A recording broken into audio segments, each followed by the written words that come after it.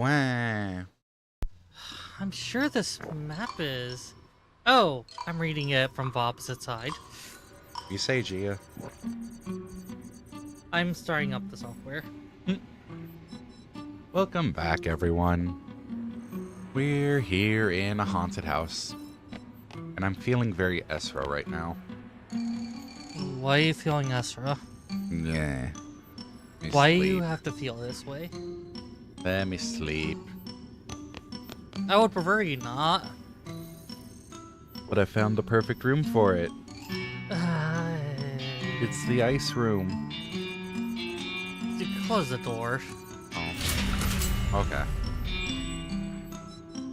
Go in. But you just told me to close the door. Yeah, you don't want to leave the door open.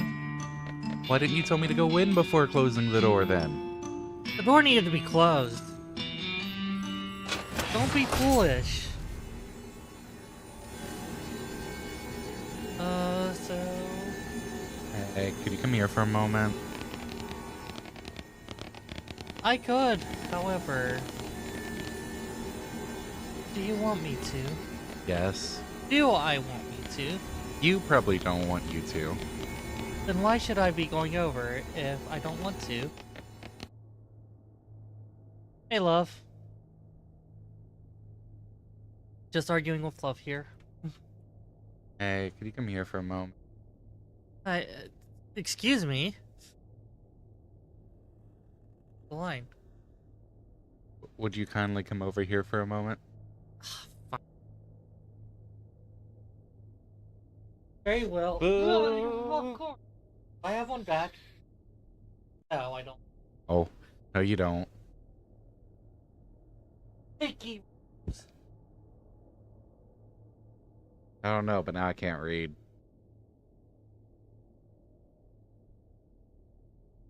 And nothing changed. Hey, hi, excuse me? I see nothing but the pitch black of the robe in front of my eyes. You really can't see. That's actually kind of a gray.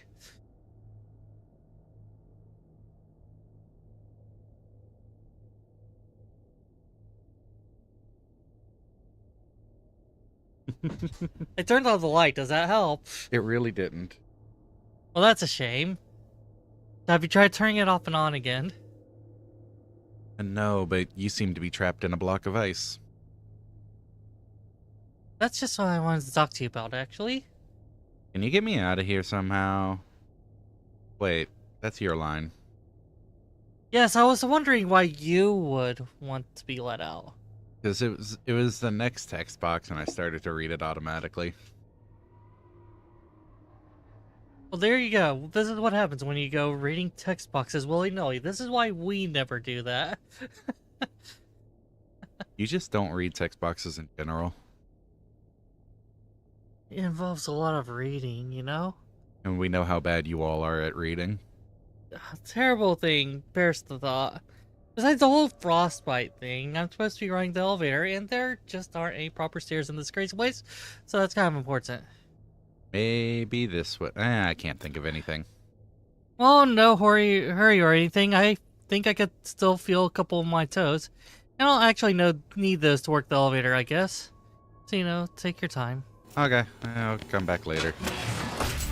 Thaw her out. Aww.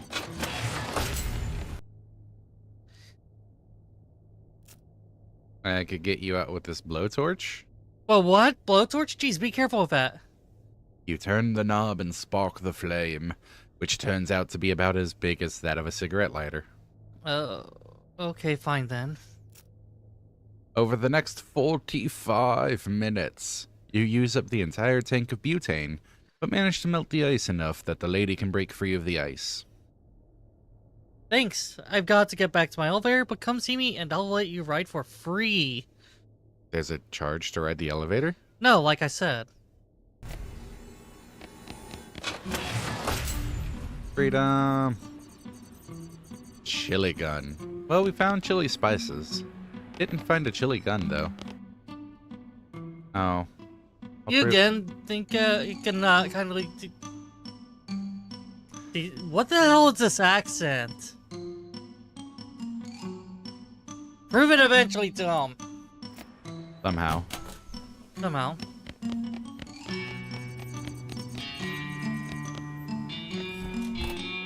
Alright, that was the rat sit room. And that's the cellar.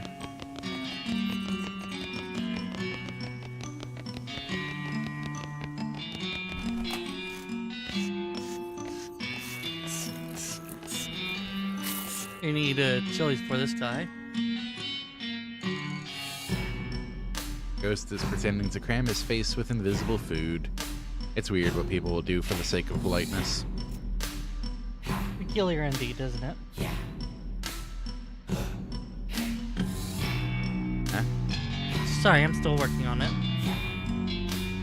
Or you could read the line. Oh. Oh, hello again. Were you able to find some gunless chili? I'm really starving here. Sorry, I'm still working on it. Amazing what people will overlook when they don't want to read. Reading the bane of anyone's existence, really. Hey, thanks again for the help back out there in the freezer. This is the elevator. Unfortunately, all we can do at this point is go to the second floor. Why just the second floor? The button for the third floor is missing. I'll bet anything the old housekeeper took it and hid it in some hilarious place. She loved wordplay. That's why they fired her. That and all the stealing of quartz and things and hiding them. The stealing and hiding thing is a pretty big issue, yeah. Tends to offend people, yes. To the second floor. There's gonna be a toilet to flush in here. I guess rich people use the bathroom one toilet at a time, just like the rest of us. It's no spittoon. Ointment. We got some old-timey ointment. Yay. It's a fancy vanity. It reminds you of your own fancy vanity. You pry the biggest and most invisible chunks of wax out of your ears. Like a normal bathtub, but the faucet is up really high, and there's a curtain around it. Huh, weird. Old-timey ointment. Oink oink. Wait, where's guest room 3? It really seems like there'd be a door here, right? I don't know why you think that. Gonna turn these lamps off.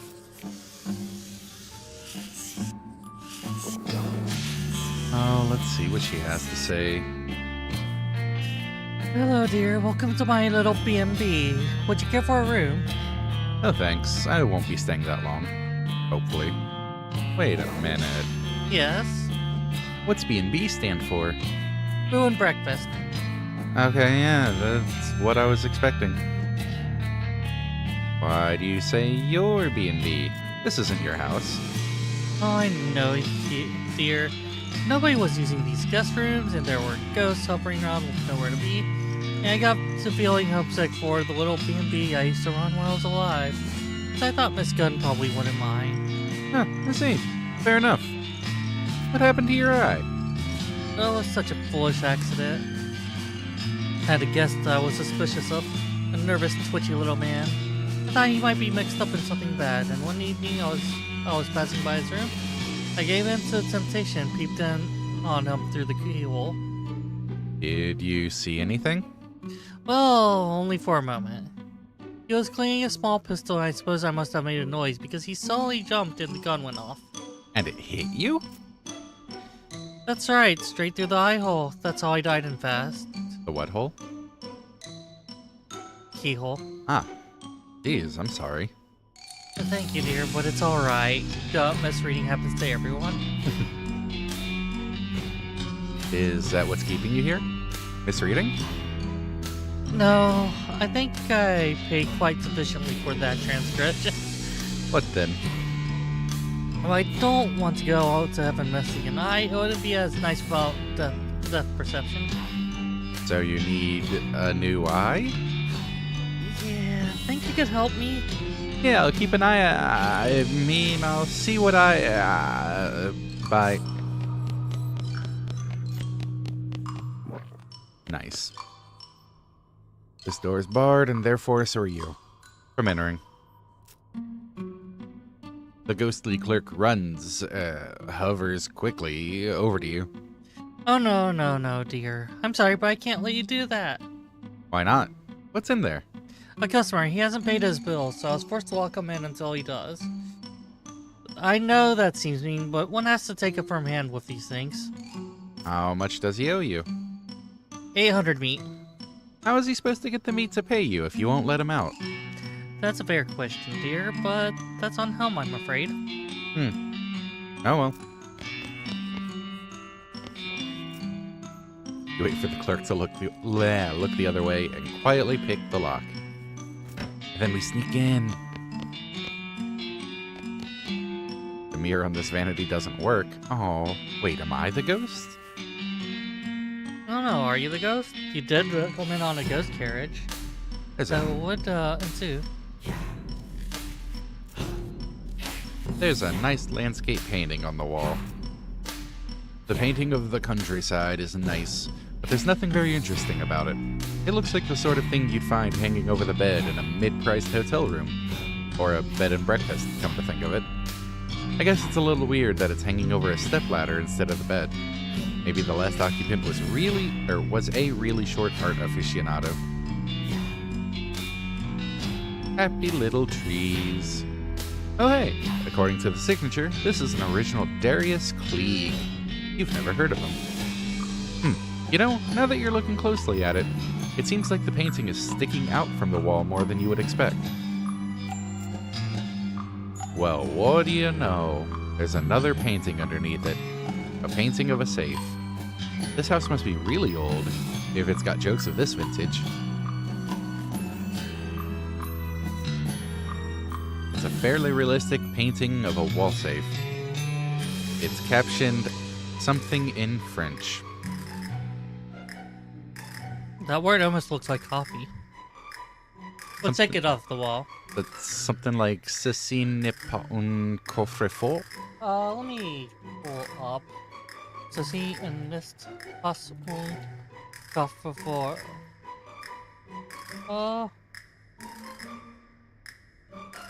That is not helpful. Wait. This is not a safe. Huh. Phrases play, You take the wall safe painting off the wall. Behind it is, of course, a wall safe. You inspect the large wall safe, which is securely locked. The safe swings open. It's empty, apart from a rolled-up poster of Rita Hayworth. Who? The safe is still empty. Search it anyway. Determined not to have gone through all this nonsense for nothing, you carefully search the empty safe. Eventually there's a click, and the back of the safe swings open, revealing a secret passage. I was really banking on the short art aficionado. I guess that explains the stepladder.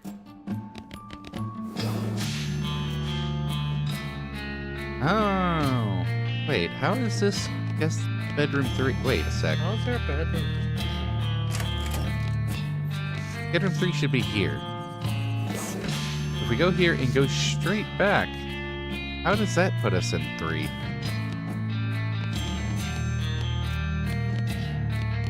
Huh. It's a sewing kit. So it is. Yeah, good one. Why do you think so?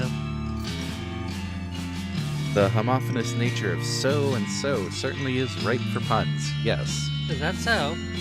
Yes, very good. Very funny. Listen, are you going to loot this container or what? Why so serious? Well, you're kind of driving the joke into the ground now, and it's getting really tiresome. Not really tiresome, only so-so. Just, come on. This has totally stopped being funny. Is that so? Yes. Yes, it is. Are you just messing with me? Do you just not want what's in this? I do want it. I want it so bad. Look, Calvin, you're starting to get on my nerves now. So what? So what is that there's an item in here that you need for progression, and at this point I'm sorely tempted to not give it to you. So don't give it to me then. Oh god, just take it, okay? Take it and get the hell out of this script. Thank you so much. This is a little button labeled Chicago International Passenger and Freight Elevator Manufacturing Incorporated. Established as 1857. They started abbreviating things at the end there because they were running out of room. Please just leave. I'm not talking to you about this thing anymore. You shouldn't be so serious about these things. It's okay, I've saved you all and muted her. There's some candy on the nightstand. 9 out of 10 dentists would be appalled. Cat's eye candy. Spell damage. Sugared pork balls. Huh. Meat drop bonus for the rest of the day.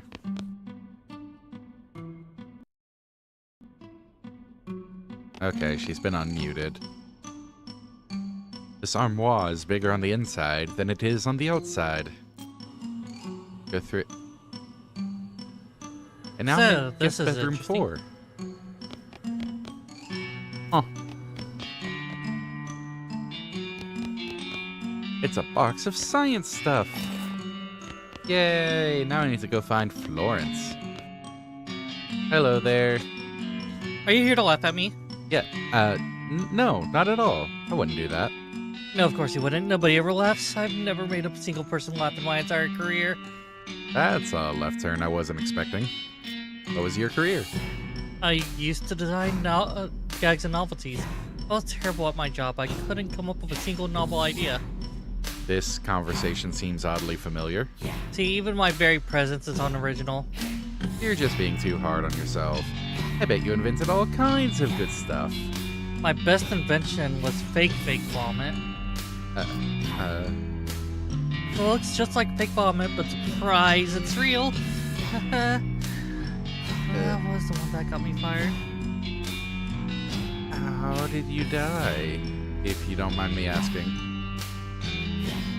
I was working on a new invention, an exploding cigar. I thought it would be pretty good. You light a cigar, and it's fine for a second, but suddenly it goes off a big bang. You jump in surprise, and everyone laughs because you very nearly had a heart attack. Funny, right? Sure. I had a snag in development, though. What happened? Well, I figured I'd use gunpowder for the explosive. Oh, no. And you can buy it already packed in these little brass cartridges, so that seemed convenient. You mean bullets? My first test run was a real mess, I can tell you that. I can imagine. So anyways, now I'm a failure, and I'm dead. Maybe I can help you out. What you mean? I mean, I can exercise you. Let's fight. Your initial idea was pretty funny, I guess. It's just your execution that was the problem. My execution was the problem. You're a laugh riot. Maybe you could help me after all. I'll see if I can figure something out for you. Do you figure out how to make a good exploding cigar? One that doesn't turn fun into funeral? I can't even make basic wordplay funny. Well, it was kind of clever, but... What other novelties did you invent? You must have had one good one. I invented a can of mixed nuts that has a spring in it, so when you open it, the nut sprays out everywhere. That's kind of funny. Nobody will ever open the can because of how it said deadly venomous snakes on the label. Oh.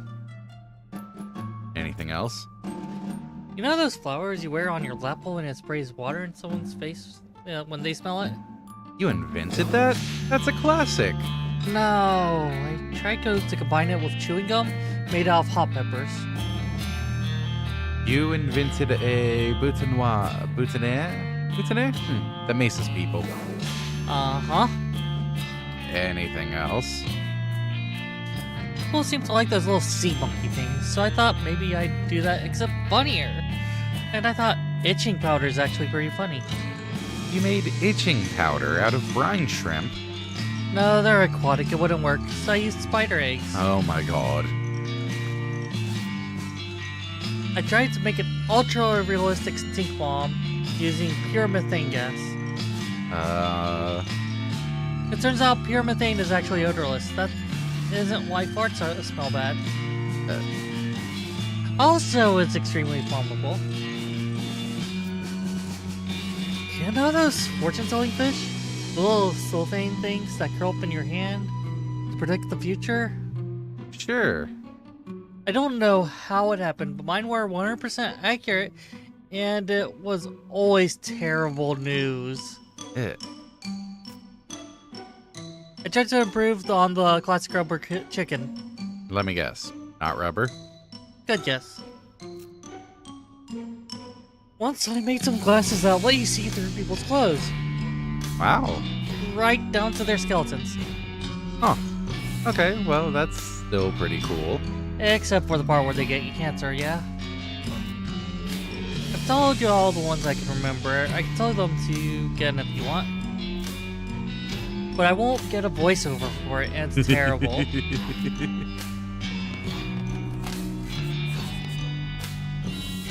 You start to open the door, but the ghostly clerk swoops in and blocks your way. Oh, hey now. Sorry, dear, but I can't let you go wandering in there. Why not? What's in there? A tenant, they paid for the room and all, and they seemed rather a quiet, private sort, so I won't have you disturbing them. Oh, fine.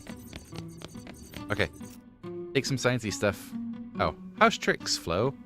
According to my weird instruments. She raises an eyebrow at you and glances at one of her weird instruments. According to my weird instruments, there are 13 ghosts left on the premises.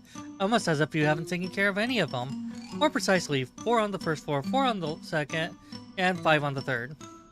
I found something for you. I found some scientific-looking stuff you might be interested in. Oh, I love sciencey junk. Thanks. Don't mention it. Like how counterclockwise phase inversion coil. I've been looking all over for one of those. Florence attaches one of the science doohickeys you gave her to her weird gun. Her gun damage has been increased, and she now has Science Blast. Why don't you ever give me phase inversion coils? They're a little on the expensive side. Well, one day you should save up for a nice little treat. Well, until we get more money, Not we're, happening. we're not opening that first door. Fair. Yay, the gallery. Let me guess. B O O. Oh. Good guess. These. Ats. That's. That's. States. Statues. Statutes. Objection. Huh? What are you objecting to? Your face. Overruled. What's your problem anyway? That's legal stuff you'll never understand. Requires gun law. You can get gun law? Yeah, try me. Fine, what's the maximum legal caliber for a civilian handgun? 800. 800? Try again when you actually know anything about gun law or anything. That's that close. I appreciate the addition of one letter each time. A bunch of T's and a bunch of different typefaces. This one is more avant-garde, I guess. These are the 3 kinds of tattoos that have been invented so far. It's a list of statistics. About the gallery.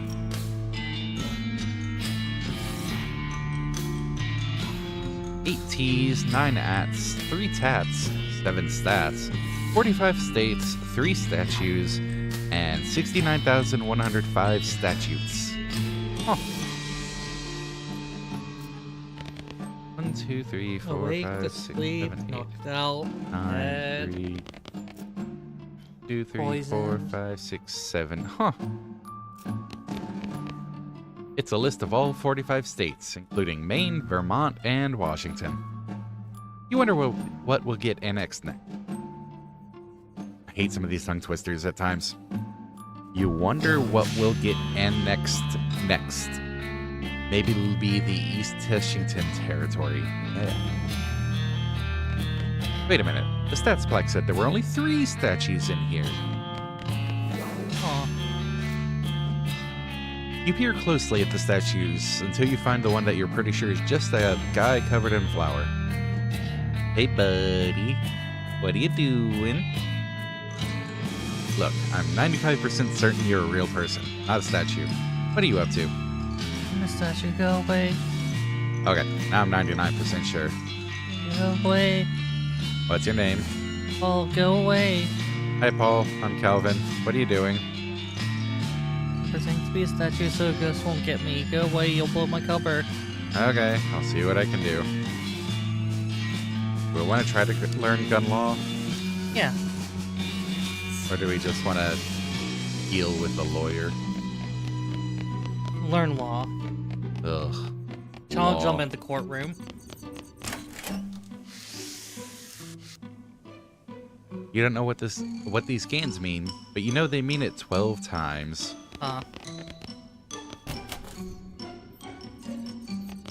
A book is a terrible thing to not read.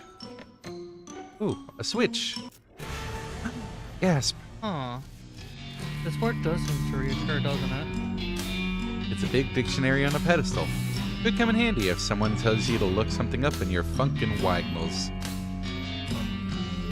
Whatever that means. What do you want to look up?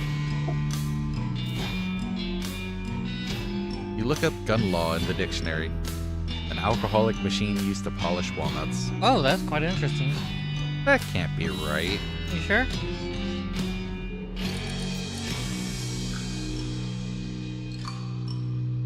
That sounds right. That sounds right.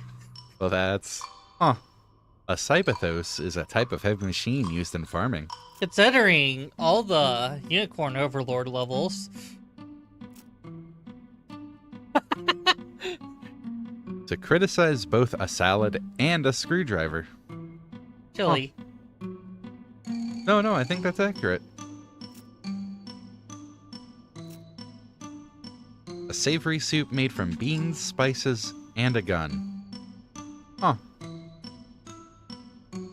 Huh.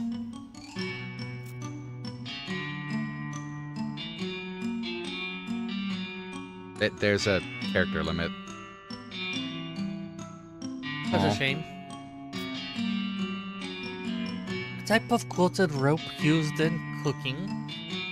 That is almost definitely not right. I'm pretty sure it's correct. The dictionary says so. Dictionary.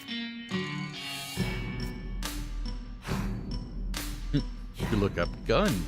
A device for projecting a hard object very forcefully, which makes hunting and self-defense easy and fun. This entry is sponsored by Gun Industries. Yeah, that sounds pretty good. Oh. Good call, Lion. Nice. Look up poaching in the dictionary. To slow cook by immersion in water, or to shoot an animal belonging to the king. See, you told that ghost in the kitchen that there were 2 meanings. Tear the page out so you can prove it to him. Huh. Wait, so if I tore the page out... Unfortunately, that page is missing because of the actions of some reprehensible vandal. After this ghost hunting, we should catch that vandal. Probably should. What's the definition of dictionary according to the dictionary? Smartass. Are you satisfied? Smartass. You. Look up you.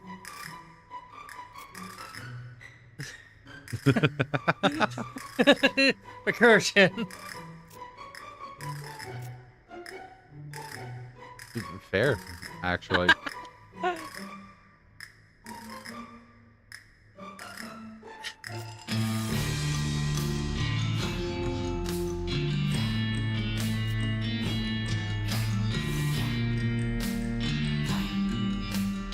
Paper without an expensive radish. But it told me to look something else up. What about Cabarrus?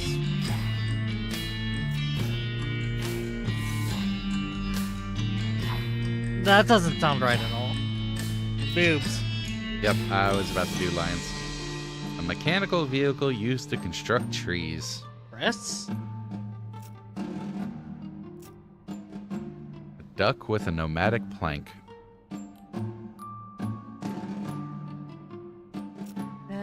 Something seems off.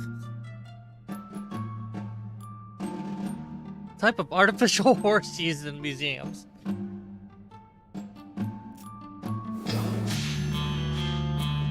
Someone who strengthens raccoons for accounting. You know, on that note, row upon row of identical looking books with only numbers on their spines. You have no idea where to even start. Wonder if I'll have an idea if I talk to this guy. There's a guy lying here, trapped underneath a large book. You okay under there? Shh! No talking back there! Sorry. Please.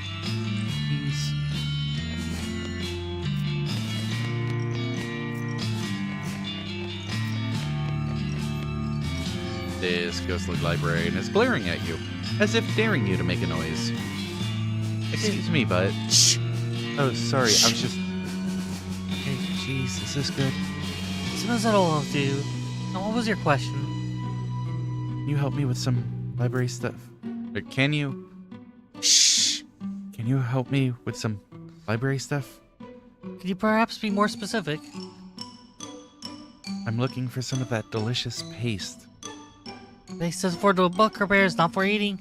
Oh, please? No! Shucks. Excuse me, but... Shh! Oh, sorry, I was just... Okay, jeez, is this good? That'll have to do. I'm looking for a book on a specific topic. I'm afraid our card catalog is not being reorganized. Someone sorted all the cards by call number instead of by title of author, which made it quite useless. You'll have to search the stacks manually. How do I get started? Well, if you can find a book on similar topic to what you're looking for, its call number will direct you to other books on that topic. Okay, thanks.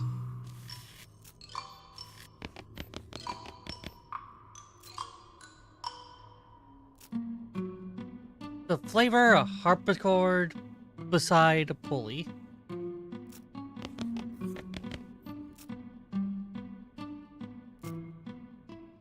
I'm looking for the precise definition of a word.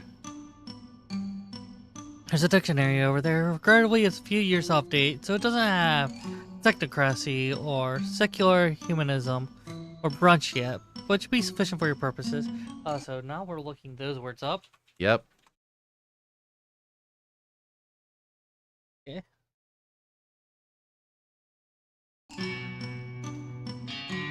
Great, thanks. Technocracy. Oh, it doesn't have to be in the dictionary. Their humanism? What about humanism? Humanish. Whoops. Aluminum pretzel used in chemistry. Someone who repels chemicals for dessert recipes. What about human? Type of ceramic tree used in symphonies. Wow. What I'm hearing is Cytothos hates trees. That would explain something.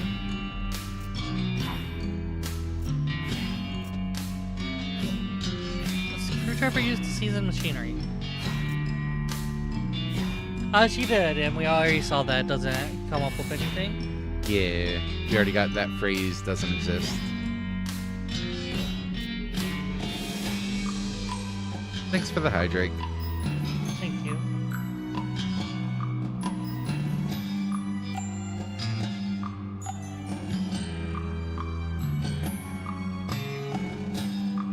Leave the dictionary. Ask about law book. I don't think we could. Let's see what options there were. I don't remember anymore.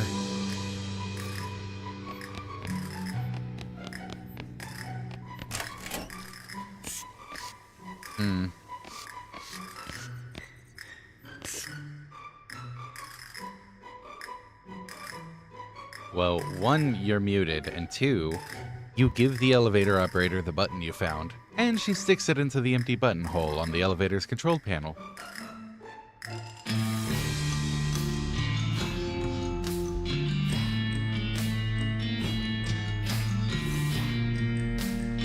I'm not progressing until you read your line out loud.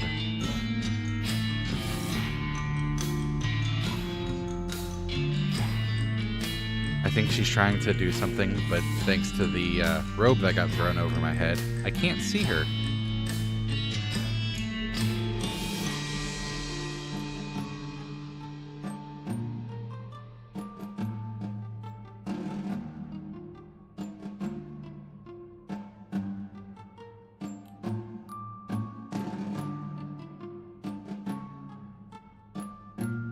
Look, it's not that much to read. I've read it like 3 times. So I did say out loud. Yeah. You didn't read it out loud. I must have been muted.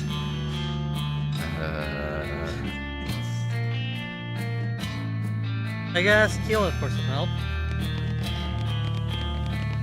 I'll be Keyleth for you and just not read anything. You don't poach eggs by shooting them? I have proof. One incarnation of poach, a method of preparing food, especially eggs, by simmering them in boiling liquid. I'll be a daggum. He dissipates into the ether, still muttering to himself. Ah, so there.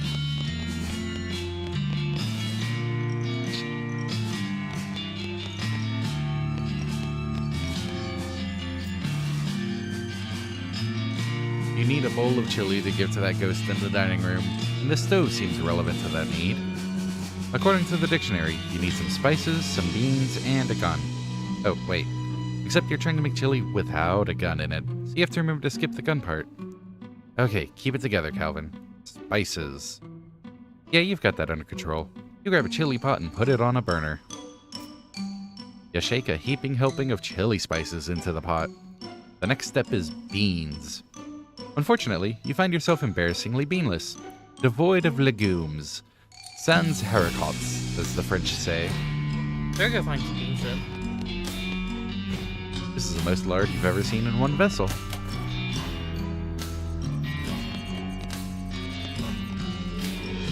This shelf is almost all fancy French stuff you're afraid to eat, but there's some caviar. I've always been curious about that stuff. Huh. By 20. Not by 20%, but 20. Huh. Cans of every shape, size, and food you don't like. Eureka!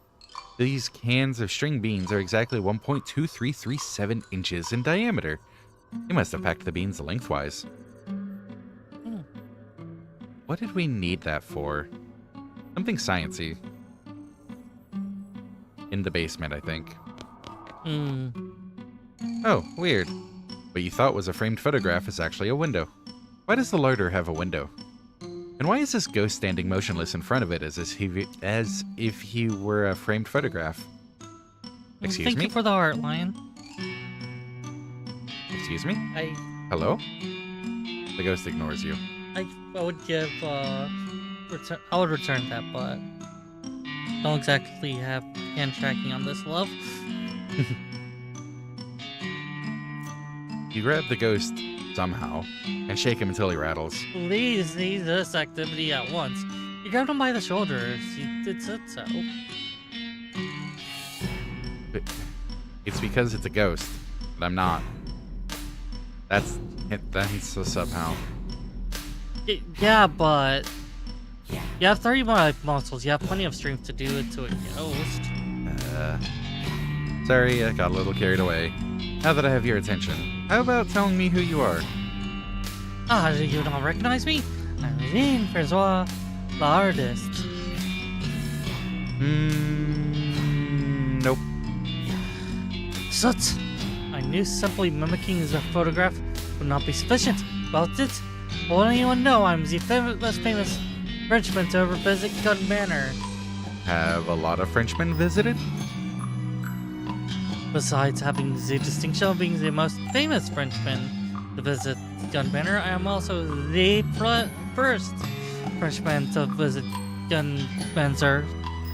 And the last as well. Oh, damn it. The accents! How do they work? How did you die? I was posing for photographs to commemorate my visit here, and that fool of a photographer fouled up when preparing the gunpowder flash. Fouled up how? He left a bullet in it. Ah, I see. I must have this photograph. Such a face as mine must not languish in obscurity. Alright, I'll let you know if I can find it.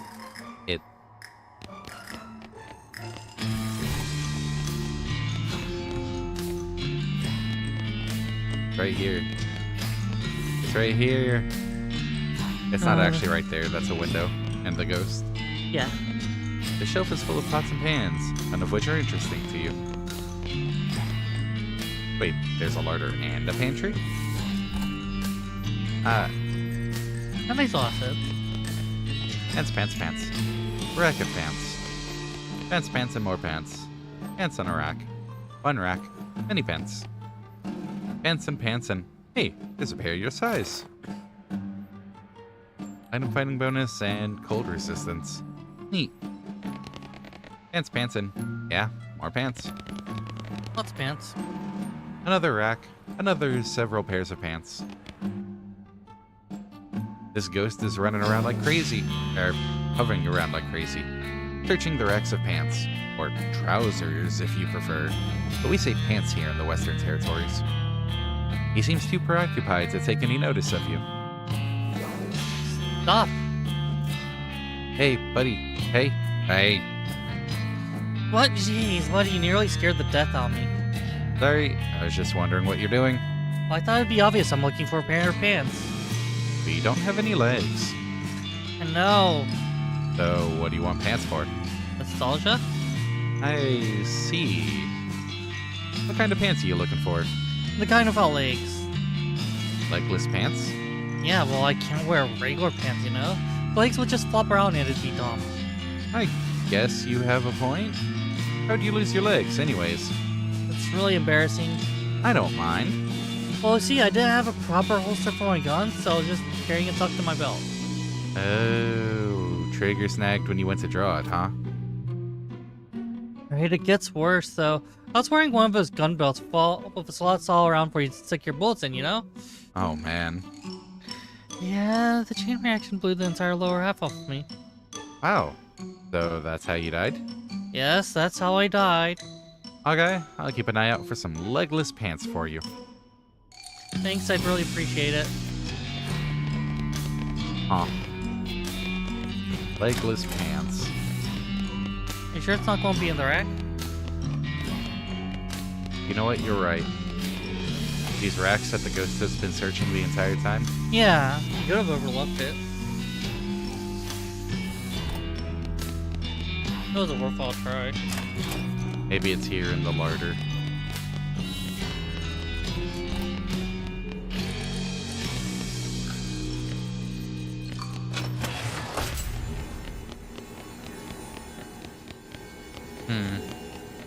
Is there anything in that ice? Nope.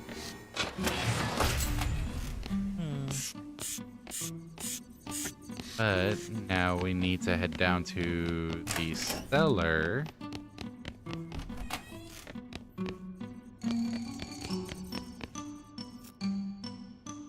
You look over the tools on the bench. You could definitely make a silencer here. You've got the right size tin can.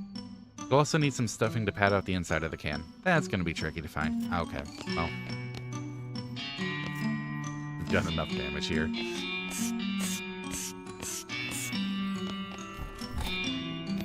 Wait, were there only 2 boxes before? Maybe not.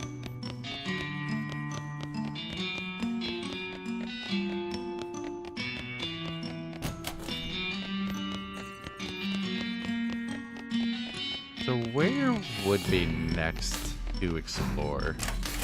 Have we gone to the third floor? No, we haven't yet, actually.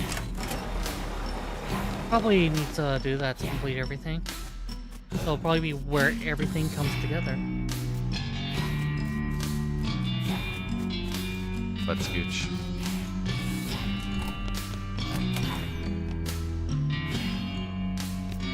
Go to the third floor.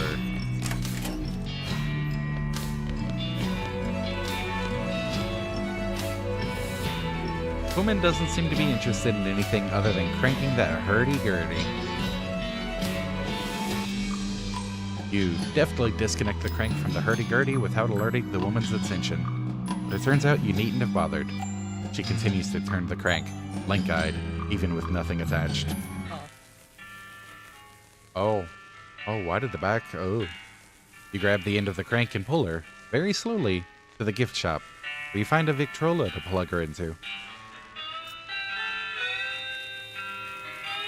Aw. Good problem-solving skills. Aw.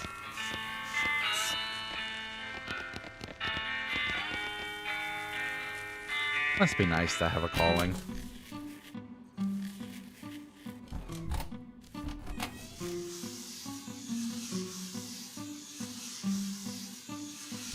This is a silly DLC. Matches the rest of the game perfectly.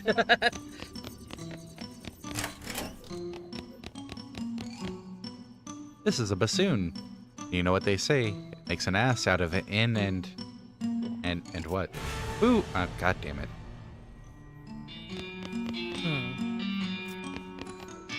A musty decaying pile of old music books. Dueling banjos. Almost all of the books are dry-rotted and moth-eaten, and fall apart at a touch. You do find a copy of Dueling Banjos in reasonable shape, though. There's a library call number written on the spine. The booze aren't amazing. Right? Weird, it's Blink. Play Dueling Banjos. I can't play Dueling Banjos by myself. I don't have enough arms. Lawrence? Sorry, I only play bagpipe and not very well. If it's a bagpipe, how do you know? Damn. How about you, Alice? No thanks, I'm busy. Doing what? Drinking while not playing the piano. You guys are no fun. This is the ghost of an orchestra conductor, unless he's a ghost of someone pretending to be an orchestra conductor. Either he's very agitated about something, or he's conducting Flight of the Bumblebee. Let's try talking to him. Sorry to interrupt. I can't actually hear the music. What are you conducting? There's a finale of the year 1812 Solemn Overture by Tchaikovsky. Tchaikovsky. Oh, the 1812 Overture. Sure, that would have been my second guess. Or is your orchestra, like, double ghosts or something? What? Oh, I see. There's no orchestra. I merely have this piece of music irrevocably lodged in my head. It's been nagging at me incessantly ever since my death. This is just a guess, but did you die during a performance of the 1812 Overture? That is correct, yes. Very astute of you. And the finale of that piece features real actual cannons, right? That how you died? It was my fate to be slain by a piece of music. Cannons would have been far preferable to my utterly farcical demise. What happened? Overture requires several cannons because it's impossible to load a single cannon quickly enough to fire as its score demands. However, the stage we were performing on could not have borne the weight. What did you do? I was not informed of the difficulty until it was far too late to make any changes. It transpired that stage manager decided it would be sufficient to give a box of bullets to the tuba player. You were shot by a lack of periods? I was shot, as you say, by a lack of periods. Ow. No wonder you ended up as a ghost. It's not the ridiculousness of my death that troubles me, really. That happens all the time. Nobody can read.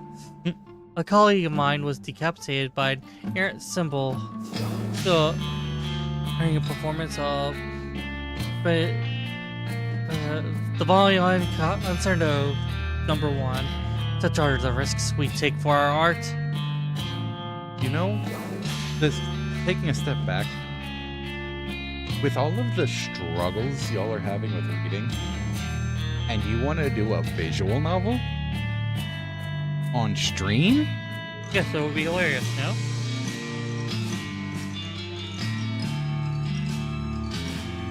Gosh. Oh, thank you, love. The problem is that the 1812 Overture's finale is very dramatic and energetic beat. With this music constantly replaying itself in my head, I've been utterly unable to find any peace. I'll see if I can think of a way to help.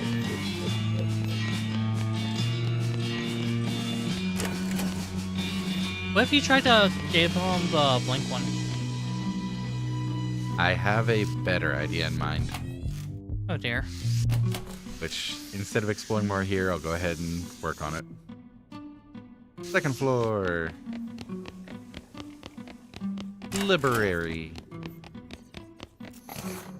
You find the shelf where Dueling Banjos belongs and put it back. The previous book on the shelf is entitled Duel Law, which seems to be about the legal issues surrounding dueling. Never know when that might come in handy. You duly noted. Not quite what I was thinking of.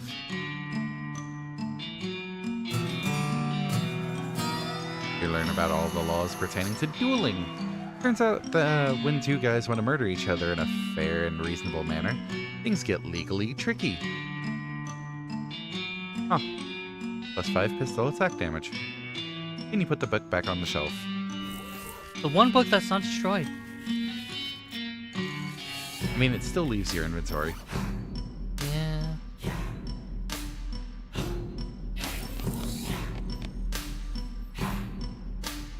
Yeah. Oh, you can't do numbers. To carry both a pretzel and a weevil. What about gun chili?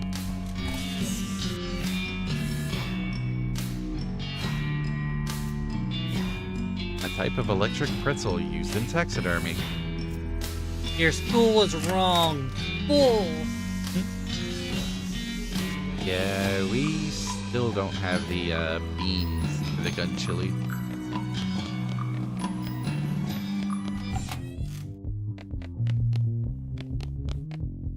It's a blank chalkboard. Write something. You monster. Why would you write that?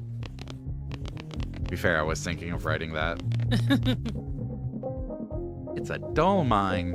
How adorable. Just look at all the little miners and mine carts and mine shafts and bowls of minestrone. It almost got me. It almost got me. But what's this? There's a tiny stick of dynamite stuck in a little borehole. This toy is interactive. Nice. That's how I'm describing that. Why are you saying it's nice that a kid's toy has a tiny stick of dynamite? Kids can learn of explosives so young. You are not allowed around kids. And that's I coming am from perfect me. around hatchlings. I am safe. Did you know that firecrackers are just tiny sticks of dynamite? And that this is just an even tinier one? And that a pumpkin is technically a berry? I've got that. You examine the tiny stick of dynamite. You feel like you're close to the solution to that ghost exploding cigar problem. But you've got no cigar.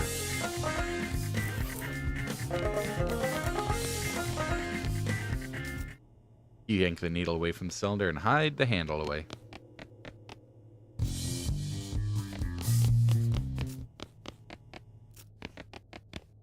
Yay, science stuff. Looks like someone forgot a book under the bed. Fun Law. Rules for parlor games.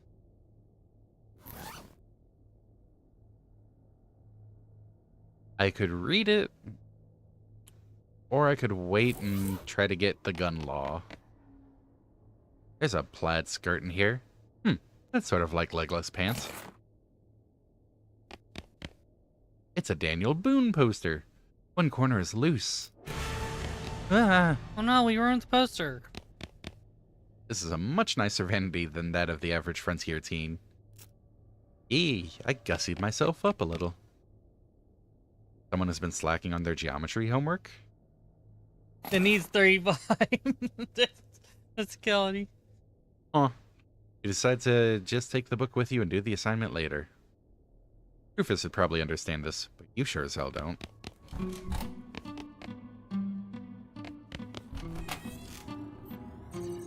Aw. Oh, hey.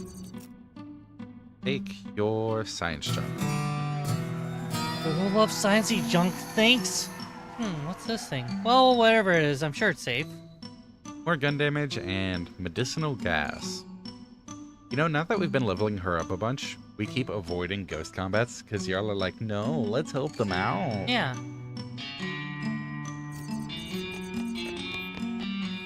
It's a toy box. Who knows what horrors it contains? A stuffed gun.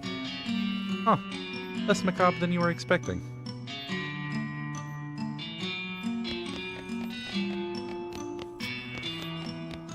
Some wooden blocks with letters on them. Let me guess. They're gonna get rearranged to say boo. How'd you know? Lucky guess. This little girl ghost is serving imaginary tea to her guests. The doll, while terrifying, is largely indifferent. The museum employee, on the other hand, is playing along with a rictus grin on his face. The little girl wears an annoyed and disappointed frown. Okay, can I attack this one? Kill the hatchling. What? Kill the hatchling. Putting aside the fact that attacking a little girl is a real jerk move, the one thing you know for sure about little girl ghosts is that they get spooky as heck when they get riled up. It is practically a guarantee that she will destroy you if you don't have a ton of spooky resistance. Never mind. I'm either very confident or very reckless. Also a jerk.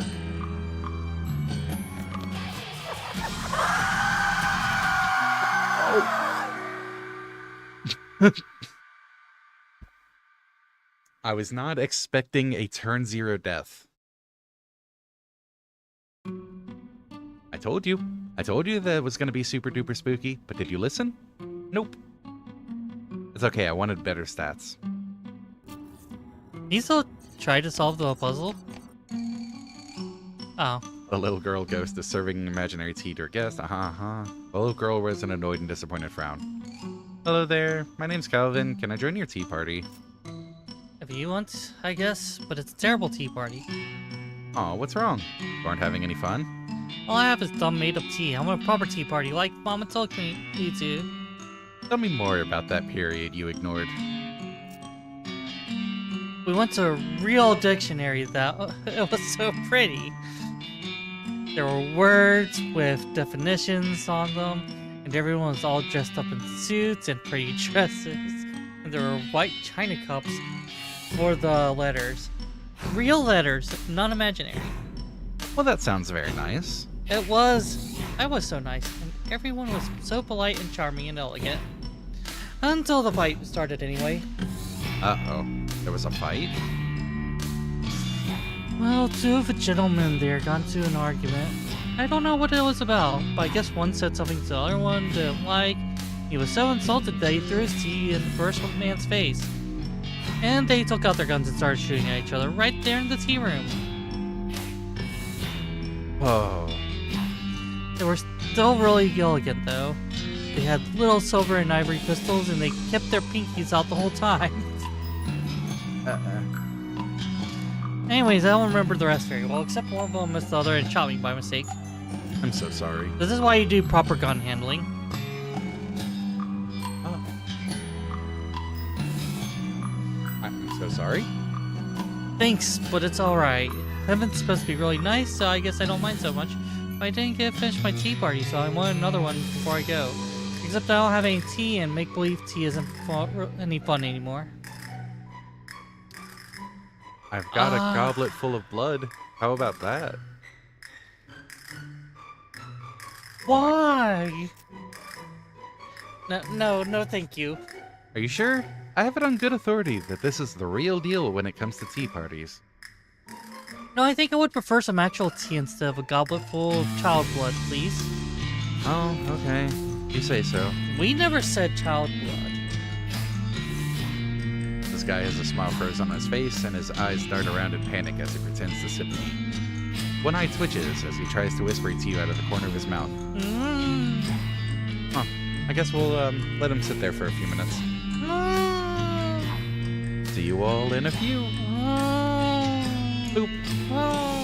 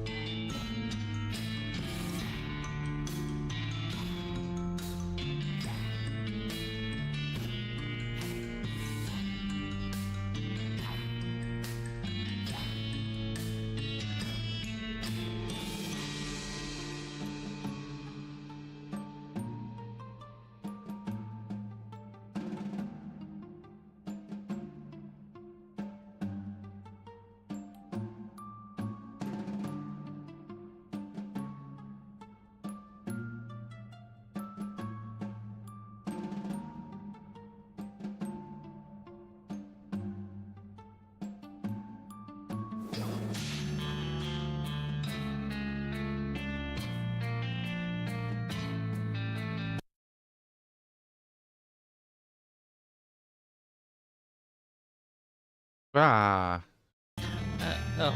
we're back. We're back. Oh We're no, back. we're back? We're back. Hey, I don't know if we're why do good.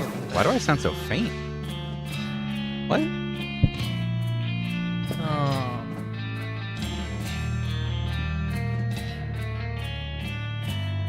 Why do I sound so? Is it on both of ours or just yours?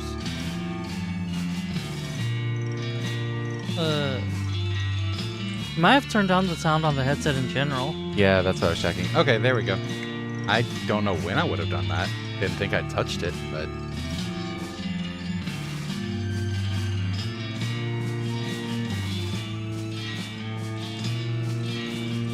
blah, we're back. Welcome back. Are you here for the entire stream? Yeah, I'm here for entire stream. I'm so sorry to everyone. I'm sorry, what? One eye twitches as he tries to whisper to you out of the corner of his mouth. Okay. Oh. A drop of sweat rolls down his brow, and he stares at the little ghost, who doesn't seem to have noticed. You. Still not getting it. Can you speak up? His hands are shaking. If he were holding an actual teacup, it probably would have shattered by now. He hisses at you through clenched teeth. You. Sorry, can't understand you. Bye.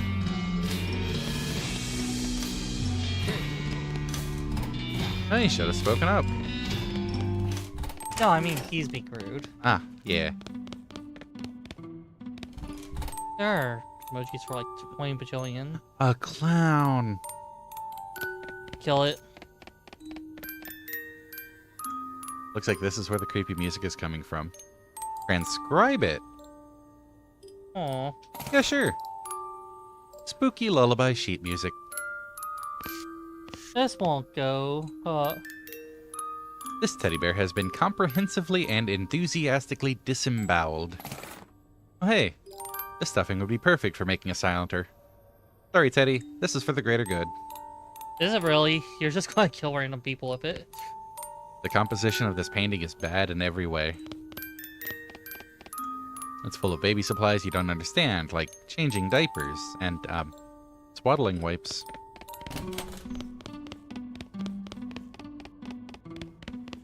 Alright. So now we can... Actually, since we have the sheet music, play the lullaby.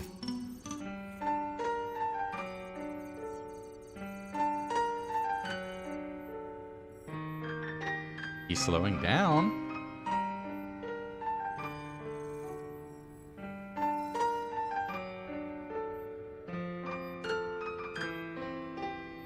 You really should put more spirit into it. He's smiling. Nice.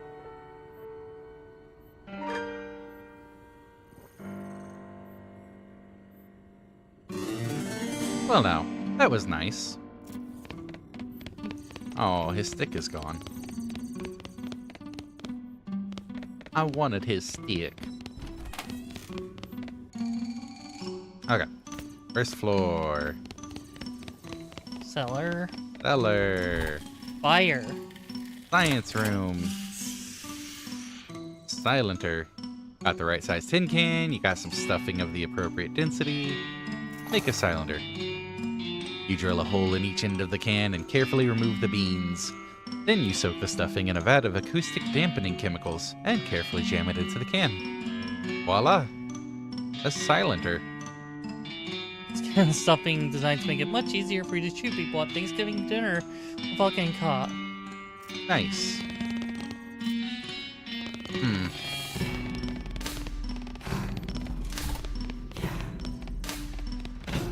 And on that note, back upstairs to the third floor. Wait, did we get the beans that we took out? No. No, we didn't. Thank you for the pets, by the way. Actually, where was Pants Guy? Guest room 4. No. It was in the pantry in the kitchen.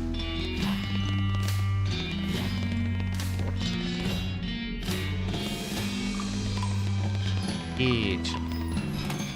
There we go.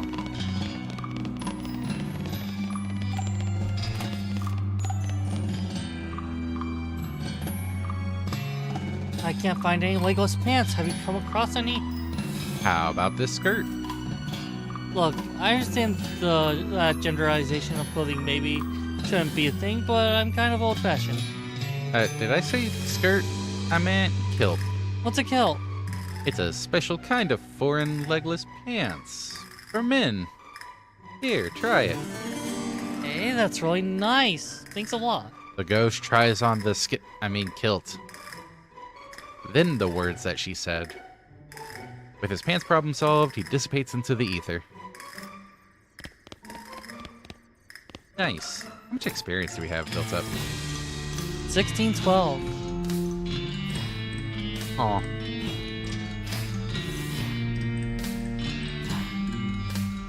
I remember that year as a 4-digit year. Aw.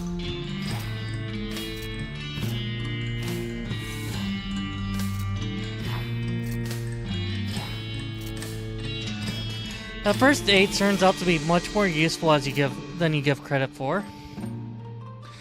Yeah?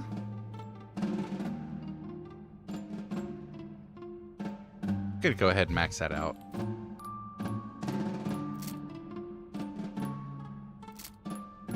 And Haymaker. Well, at least another level up on Haymaker. Yeah. Oh, you can Stuns for 3 rounds at max level. We should get another 698. Close. 688. There you go. You got there eventually. Rounding error. Alright, let's... Mr. Gun or Mrs. Gun? Mr. Gun. Why are there so many more rooms still?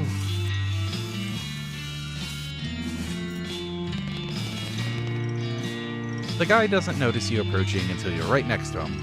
He yelps in surprise and drops his glass on the floor, then squints unsteadily at you. Then he takes a maraschino cherry from a bowl on the bar cart and throws it at your head. I believe it's maraschino. Hey, stop that. Sorry, just making sure you're not one of them Joes. He drops another cherry into a fresh glass and pours a lot of whiskey on top of it. Are you one of the museum employees? Yep. That's me. What are you doing in here? I didn't, buddy. I don't know if maybe you didn't notice. This house? This house has got ghosts in it. You don't say. Whole bunches of them. All over. I don't know about you, but I'm staying right here where it's nice and drunk. I mean safe.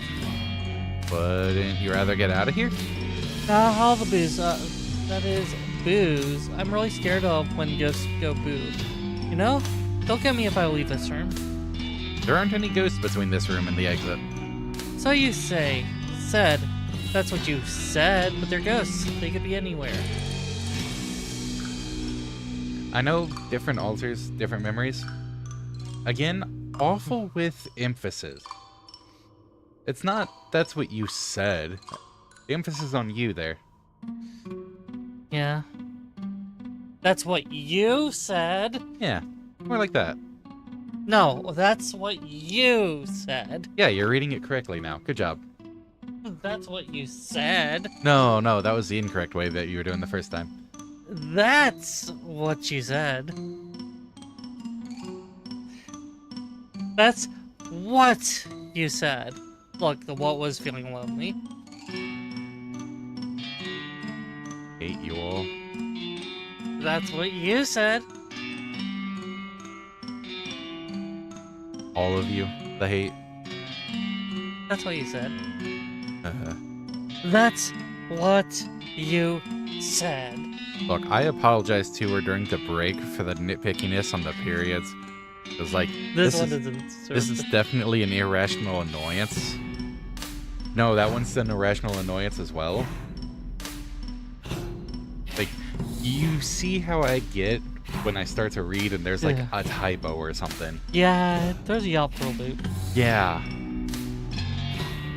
Yeah, it does. I throw you out the whole window. Yeah. Yeah, you do. I don't do things in half measures. No, I hope you would appreciate that about me. it's because you can't measure. It makes it easier, don't you think? Except in here. Exactly. I ain't leaving without a guarantee that those ghosts won't grab me on the way out. We could disguise you. Here, look. We use this white shower curtain to disguise you as a ghost. Then they won't bother you on the way out. That's a mighty fine idea, but He tosses back his drink and pours another. yo eye holes. The curtain's got no holes for my eyes.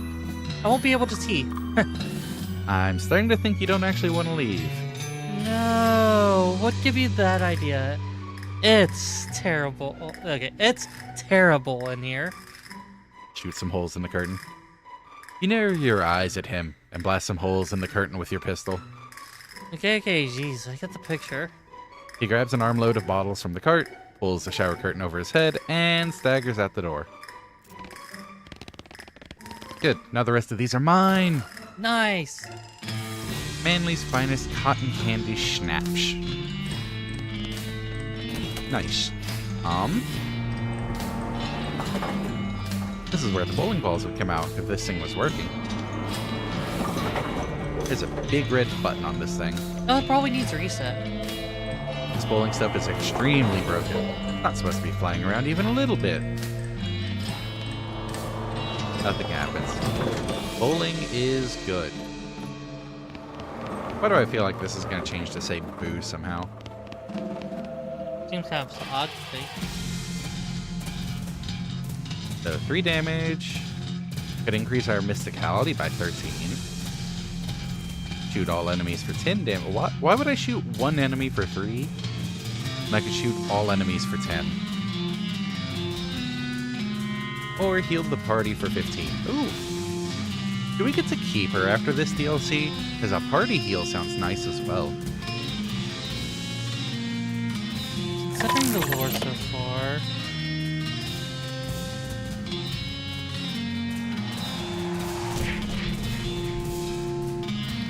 what do you stun a bowling ball and a bunch of pins? Wait, does this all work?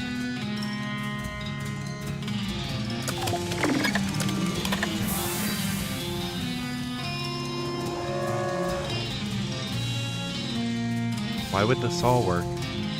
Close enough. Not anywhere near it.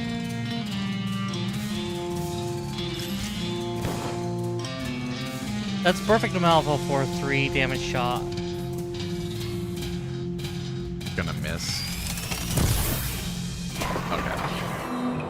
A nice strike. Ashes to ashes. Pins to pins. Huh. It says Dan, but that's okay. Because you're wearing it ironically.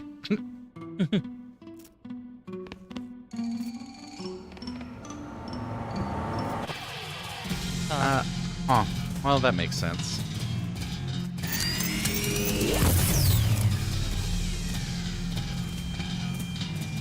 Which one is it? Oh. That one. It's a poltergeist. Oh. A hat. Like, if I'm gonna keep getting different items from it, I'm gonna keep fighting it. I feel like that's reasonable. You would think. Or can I point out? Oh, nice. This must have been stuck in one of the finger holes. Can you point out what? Otherwise, Otherwise what? can I point out otherwise to this idea of it giving you items? But I mean, it's still been giving me items. Yeah, but I'd like to point out otherwise. I mean, you might like to, but you're not doing so. Well, otherwise might happen. Strike. Putting this pose into everything. Oh. Okay, but is the bowling ball return actually working now? Hmm. Oh, good. The XR85 was complete trash. I mean, it keeps giving me items. I feel very justified in this. I don't see the connection between cause and effect.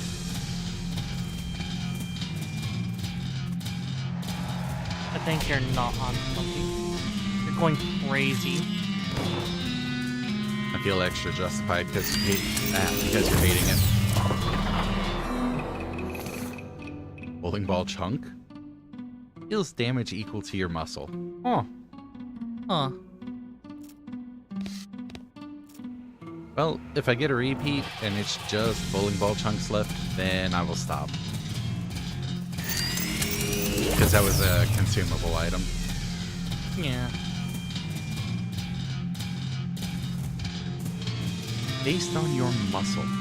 Damn. So we collect a few of these.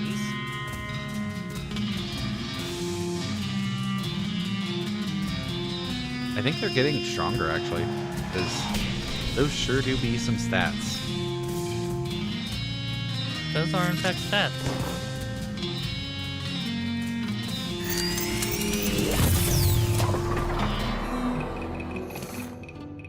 Okay, we got 2 of them. But will the next one be stronger? You asked for it.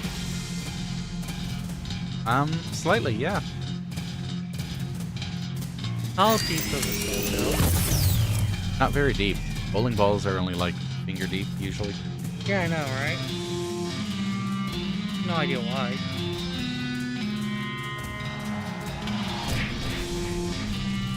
We will one day be reasonable. What? After the heat death of the universe? Too soon. Too soon.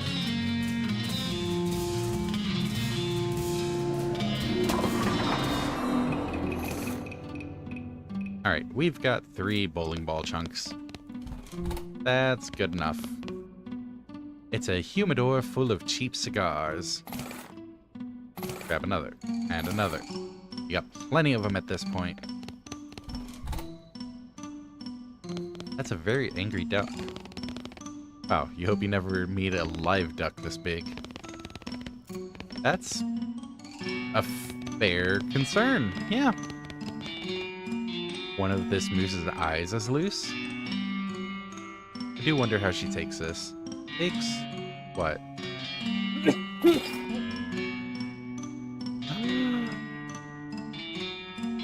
Where is it? Where is No. No. Just. it? Is that audible? No, you already. You already did it once. Not the same if you do it to yourself. Give me that.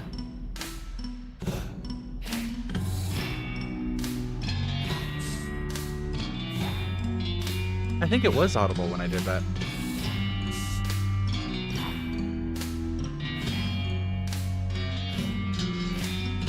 Thank you for not slamming it down. That'd be terrible to do to a can of compressed air. Oh. Also that. I think it was. Nice! All the more reason to do it. Fuck you. This is just the head of a teddy bear. They didn't even remove the tag! So many polyesters died just to decorate rooms like this. These antlers are made out of paper mache.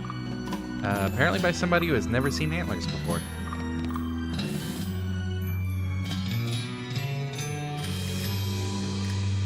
No. No. No. Aww. Put that down. He doesn't want me to air spritzer again. Keep it down. A whole rack of bowling trophies. If they were billiards trophies, there'd be an easier pun to make. There's a goblin head mounted like a trophy on the wall. This would be positively barbaric, if not for the fact that the goblin seems pretty okay with it. Pretty good I'm getting you, huh, human? Wow, yes. Very much to getting me. Nice. What did happening to you? Did Mr. Gunn hunting you into cutting head off? No, Mr. Gun and Good man, Human Man is being very friends. Inside one of his bowling ball gags, my spores are growing. Only headroom.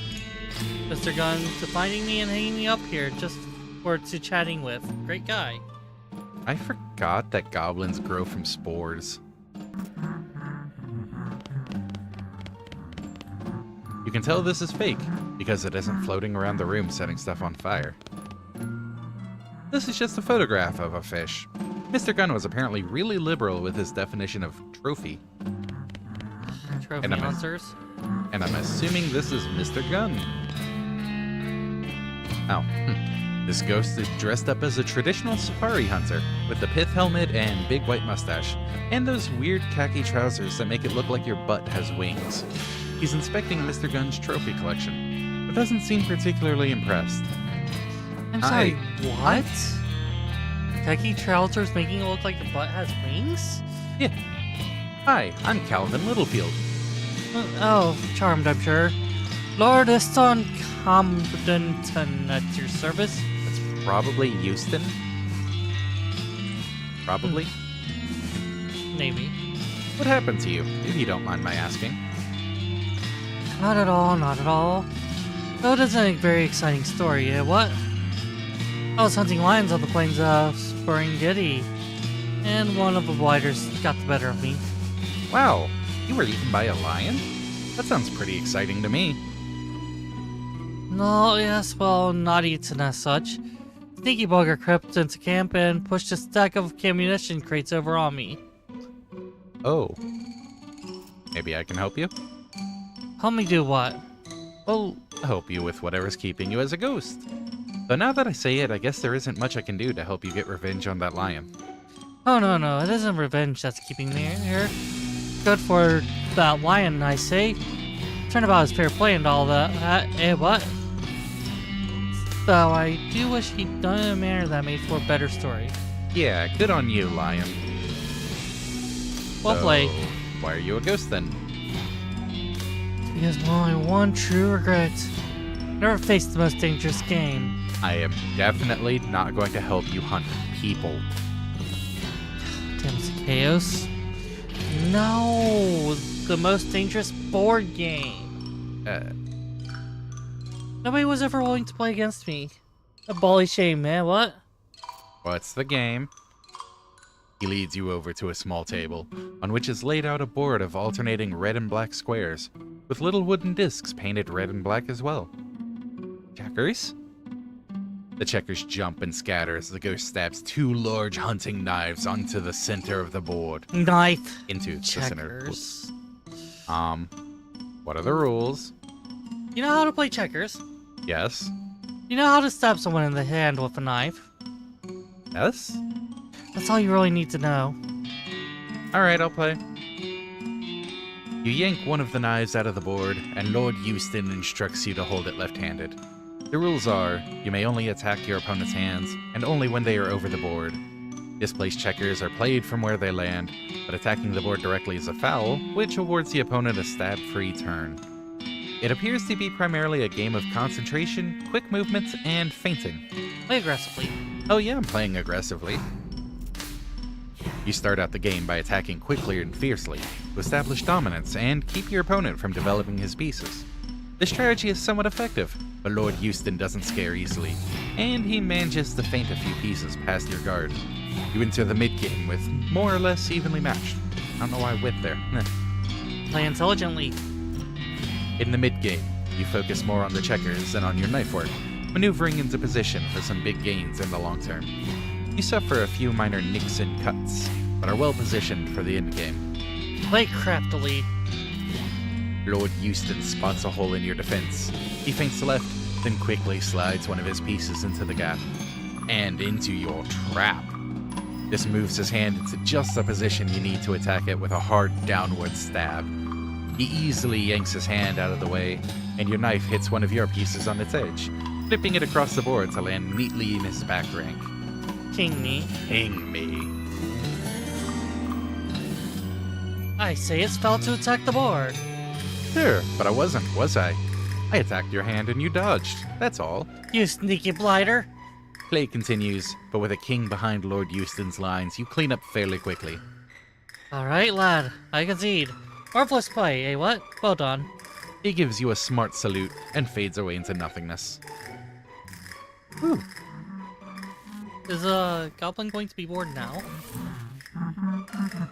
The goblin talked with Mr. Gunn, not the ghost. Alright, we've got some cleaning up to do. Oh no, we've got another room here. Well, that's an interesting other room to visit. I have my...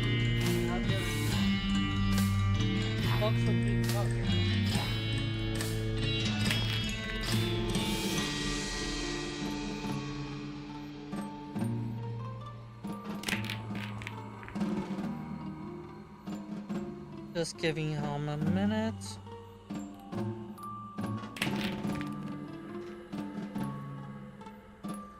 Gimme, gimme, gimme! Oh, that's fancy. Oh yeah. Oh boy. Oh yeah. Come to Papa. What are you doing? Huh. Nothing. What are you doing? Looking at someone who's kneeling next to a spittoon with the apparent intention of sticking his whole entire face inside it. I'm diving in. You jam your hand into the spittoon, up to the shoulder, and find nothing. Brass bucket is shiny and clean, outside and in. Clean as the day it was born. New staff must have washed it. It looks brand new. Are you crying? No, I'm fine. You're crying. Okay, well, I'll just be over here when you're done lying on the ground in a fetal position, hugging a spittoon. Fine. No. No.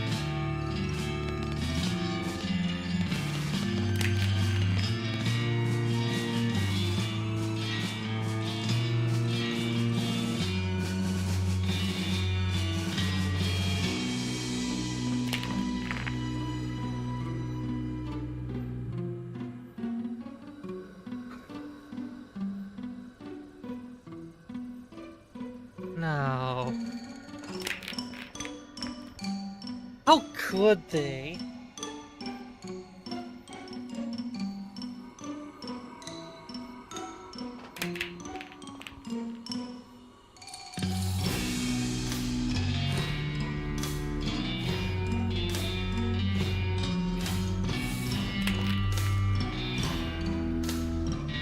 Terrible.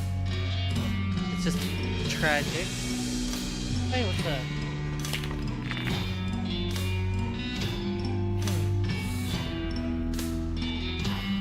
Oh. I thought you were telling me not offering. Well, you weren't using your words. It's like talking to me sometimes.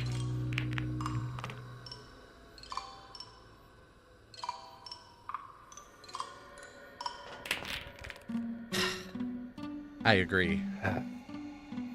I'm depressed. What monstrosity of an item? Oh, I did not mean to talk to you yet. I'm in mourning. Hey there, how's it going? I ain't interested in chit-chat, Bella. Just billiards. Step up or shut up. I'll leave him to his balls. What monstrosity of an item did we get this time? I was denied the item. Why were you denied the item? That spittoon was clean. Oh. There might be followed by a dialogue with what's her name besides the girl. The rack of billiard cue. I mean, that doesn't disappoint me.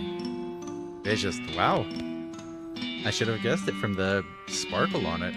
Terrible. I got a wobbly billiards cue. Deny me my destiny. I did wonder. I did wonder if what's her name did have something. The ghost hunter, Lawrence? Florence, Why would she have something?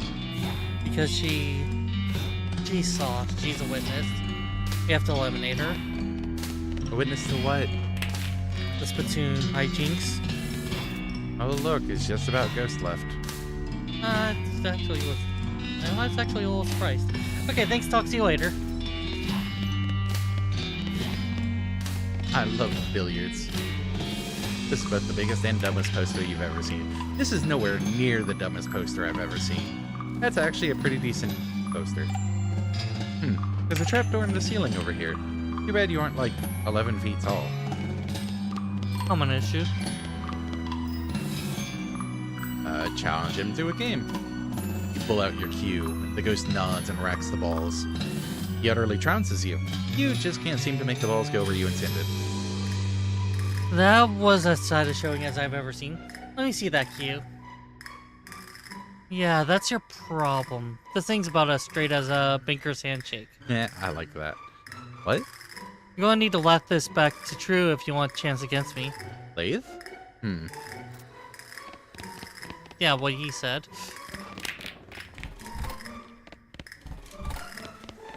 Okay, so we leave Mrs. Gunn's room alone. Of course. We have no business in there. Not this one. This one. Wait, no, she needs tea. Yeah. This one is nothing.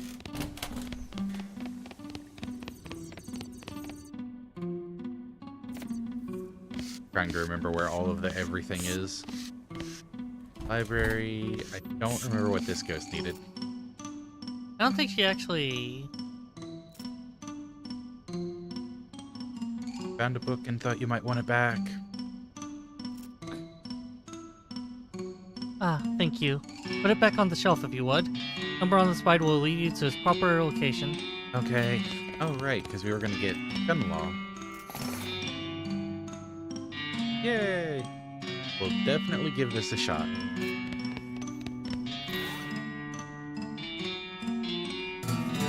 You learn basically everything there is to know about gun law. You can be prosecuting attorney and defense counsel in addition to judge, jury, and executioner. After that, you put the book back on its shelf. I'm to dispense some justice. How did she die? Is that an option to ask? I was wondering how you died. I'm so used to the bottom one being the don't want to talk anymore. I was wondering how you died, if it's not too personal a question. Alright. I was caught in a crossfire in a library shootout. Wow, what happened? Our ruffians got into a heated argument over comparative merits of Anton Chekhov and Rick Ibsen. When they started shooting, I attempted to step in and stop them. I simply won't abide gunfire in my library. It's far too loud. Ibsen versus Chekhov? Huh. What was their point of contention? I don't recall the particular. Just remember Chekhov fan shouting, "Remember the gun that I showed you in Act 1?" Before opening fire. The noise was dreadful. Love it. That's your only objection? The noise? That's quite sufficient. I won't tolerate any noise of any stripe, and certainly not gunfire. Hey, look. Shh! How many times do I have to tell you? I invented this thing that makes guns really quiet. Oh, how marvelous. Only I could rest in peace knowing that libraries will now be safe from the noise of gunfire. It is only an atmosphere of quiet that true joy dare live. Bertrand Russell. And with that, she dissipates into nothingness. He isn't famous yet. Well, whatever.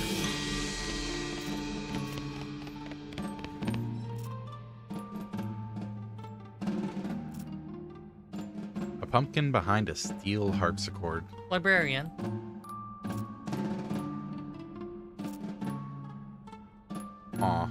about library? Nice. The room you're standing in right now.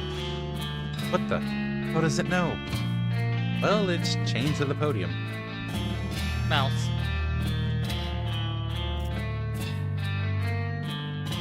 We're going to have that as our mouse track.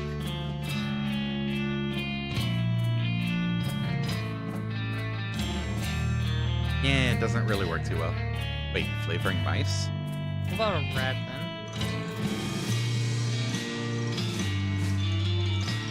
Can we use that?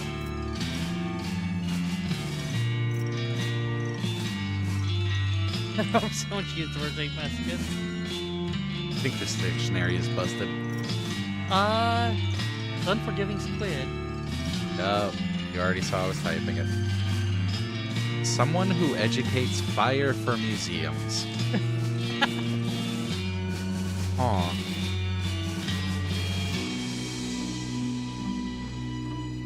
That's most accurate description of me in chats. Paper beside a small machine. Sentient.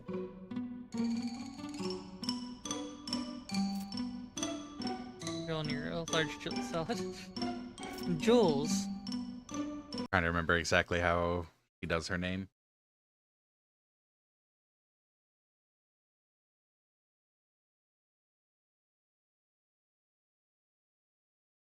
They're actually a record for like who our regular viewers are. Oh, I can't do from while streamer mode. It doesn't actually name them. Definitely not a thing. Done with that then. A vintage policeman used to strengthen flowers. Jules is a cop. And how does that make you feel, Kavaris? Well, since Jules isn't here for it. Keeping this for posterity. Nice.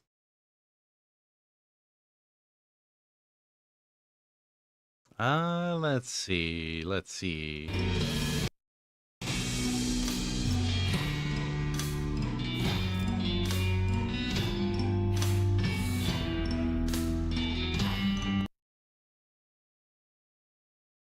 And keeping that one.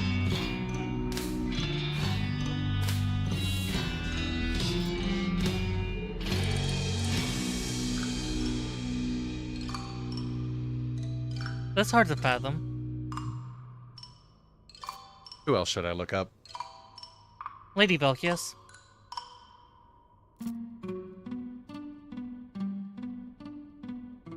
Aw. What's a Draconol? Aw. What's a Resulta?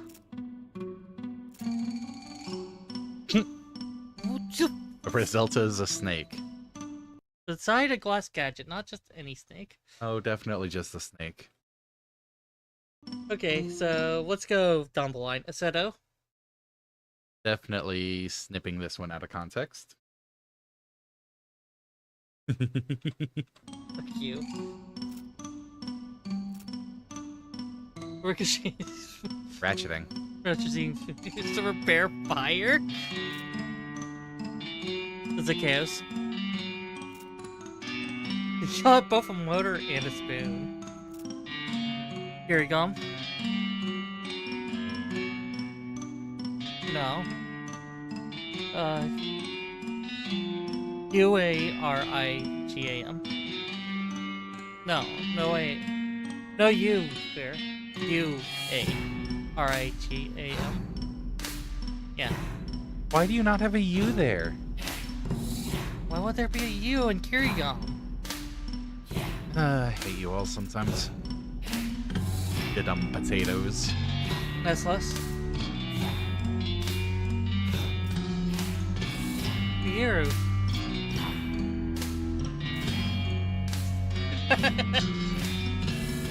What's a fish? What does it say for fish? Aw. Anyways, how do you spell it? E-A-G-I-R-U. They're usually pretty simple. To be honest. What about Fettabelle?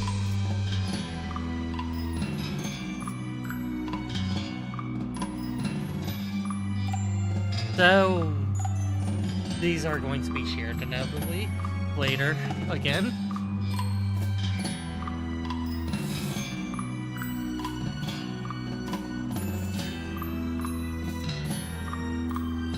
Just trying some of the names in here.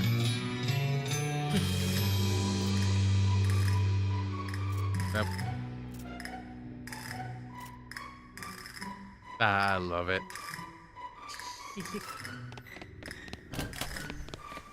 Anyways, gallery. Because we know gun law now. We do. Wait, what are you? I am seizing control.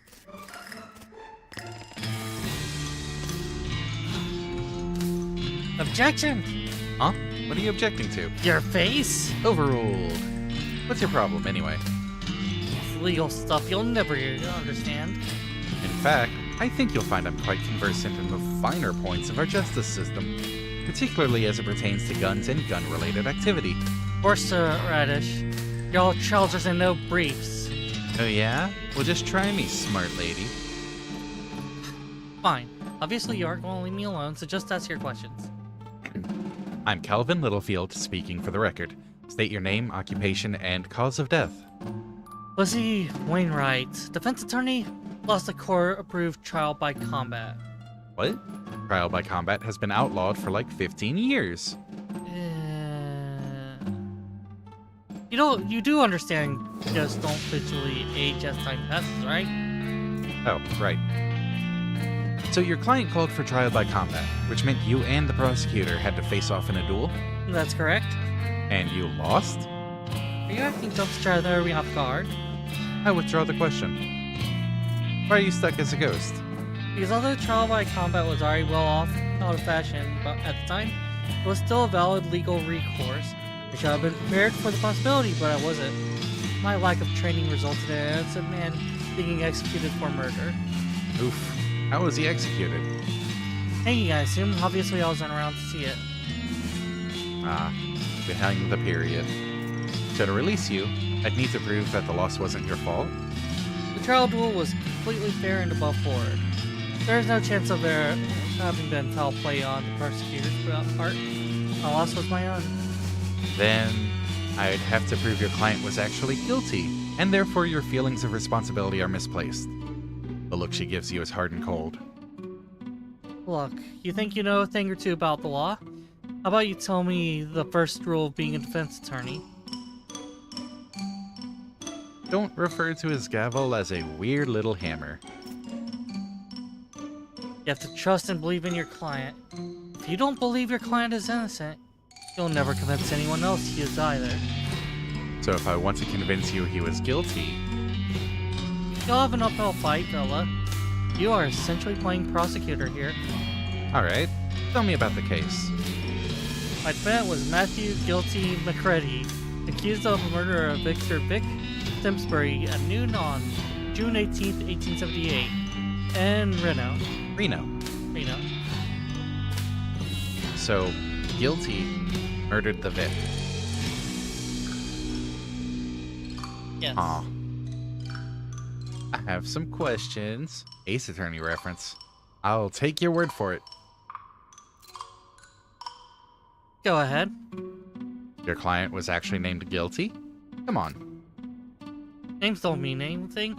I once had a client named Ike Ildigai. Ike Ildigai. I killed a guy. Oh, I killed a guy. There you go. And he was totally innocent. Wow, that's a very Ace Attorney name. For someone's actual legal name, sure, but nicknames are usually given with some sort of basis. You never met a really tall guy called Tiny, or a fat guy called Slim? Arguably, the name Guilty would reinforce my client's innocence. That's totally absurd, but I'll let it rest for now. What was the cause of death? Simsbury was shot through the heart with a .45 caliber revolver. And did McCready own such a gun? Yes, he was looking at it at the time. In subsequent examination, showed that I was recently fired. Are you messing with me? Any further questions? Yes, I do have some more questions. Yeah. Go ahead. This was at noon precisely? Yes, that was confirmed by witnesses. Also, MacReady owned a fancy pocket watch that chimed on the hours. There were witnesses. About half a dozen of them. I am pretty sure there's something you aren't telling me. I'm not obligated to play with my hand face up, Mr. Prosecutor. Okay then. Go ahead. Hang on a second. Shot with a pistol in front of witnesses at exactly noon. Was this a duel? So you could add 2 plus 2 after all. Well done. Well, as luck would have it, I've just recently read a whole book about duel law. What? Why? No reason. I just happened across it in the library and thought it might be interesting. Your entire code of law, you found out RAM just for the heck of it? Yep. Let me just do a quick review. A duel is legal provided it's between exactly 2 people at a specific prearranged time and place, using the same or at least essentially similar weapons. And they have to either face each other down and quick draw at the appointed moment, or do the 10 paces turn and fire routine. Is that right? That's the gist of it, yes. So I guess let's start with you telling me the facts of the case, and I'll interrupt you rudely if I have any questions. Alright, but if you push me on trivial nonsense, I'll get mad and you'll have to start over. That seems fair. Go ahead. MacReady and Timsbury got into an argument in a saloon on the evening of June 17th. Apparently, Timsbury accused MacReady of cheating at poker. Go on. Bartender yelled at them to take it outside, but since it was dark out, they agreed to meet for a duel the next day. And that would be the 18th, you said? June 18th, 1878. Okay, go on. Well, the next day, they both showed up shortly before noon, squared off about 30 feet from each other. When noon struck, MacReady fired, fast enough that Timsbury didn't get shot off, on account of having his head shot off. That's pretty much the long and short of it. I'm gonna have to ask. I'm gonna have to ask for some more details on that. Go ahead. What weapons were they using? MacReady had a 45 caliber single action army revolver. Timsbury had an older model, 36 caliber cap and ball navy revolver, which he loaded with paper cartridges instead of packing the gunpowder by hand. Objection! Those are significantly different weapons. Are you kidding me? They're both pistols. A modern cartridge revolver versus an antique cap and ball loader? Ridiculous. That antique was in production until 1873, but was considered one of the most reliable and popular 6-shooters in the territories. Furthermore, the restriction against differing weapons in a duel is about pistols versus rifles, or the proverbial knife in a gunfight, or, as a more recent example, a nitwit trying to argue law against a professional attorney. Well then stop arguing against me. Then you won't be arguing against a professional attorney. Overruled. Geez, that's a bit harsh. We're done here, get out! Shoves you out of the gallery and slams the door.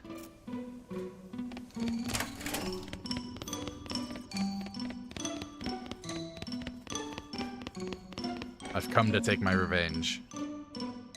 The ghost fixes you with a steely glare, preparing to argue with you some more. Let's go. Okay. That seems fair. Go ahead. I'm gonna try asking questions here. Shoot. Tell me more about the argument. There wasn't much to tell. The other players in the game have already folded their hands in that round, so they weren't paying very close attention. All we know is that Timsbury suddenly accused MacReady of being a dirty, cheating varmint. MacReady said Timsbury was just sore because he's been losing all night. Did MacReady have a history of cheating? He's been accused of it once or twice before. Reno is a gambling town, and he hung it out in the rough part of it. Getting accused of cheating by a sore loser when you're on lucky streak is on par for the course. I have another question. Shoot. What was the name of the saloon? That's not a gun. The two-headed horse. Weird. Did they have one? I think the proprietor was going for a double trendy, but it doesn't really work. Huh. No, it really doesn't. Two-headed spider, maybe, but Anyway, do you have another question, or can we get on with this? go ahead. Bartender yelled at them to take it outside, but since it was dark out, they agreed to meet for the duel next day. I have a question. What? Did they set a specific time for the duel? Yes, high noon. Figures. Why is it always high noon? Tradition, I suppose. And since the sun is at its highest in the sky, everything's brightly lit. There aren't many shadows, so that's good for gunfight. Makes sense. Plus, you could go have your duel on your lunch break. Makes sense. Let me ask something else. Why didn't they just not fight? What? Well, a fight breaks out in the heat of the moment. That's one thing. But they cool off enough to schedule a meeting for the next day and still go through with it? A card game is a heck of a thing to get killed over. It's an honor thing, I suppose. That, and they were each confident that they won't be the one getting killed. Yes, it's dumb, but it's also extremely immaterial. Toxic definitions of masculinity and the general lawlessness of the frontier are not what's on trial here.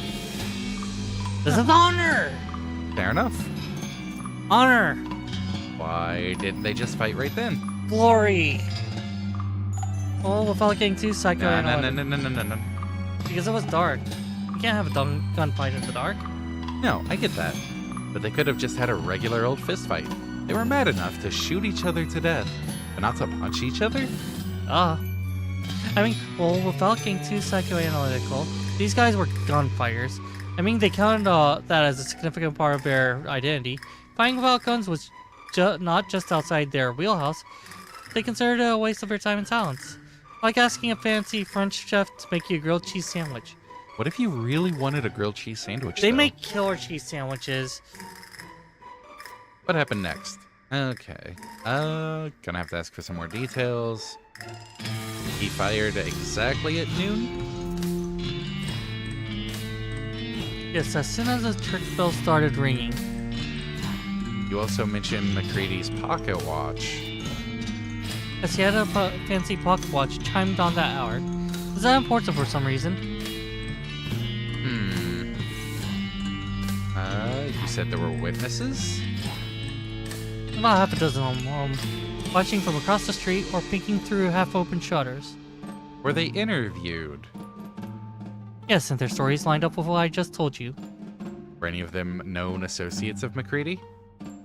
I'm not aware of them any of them being actual friends with McCready, but he was a local and a lot of people knew him.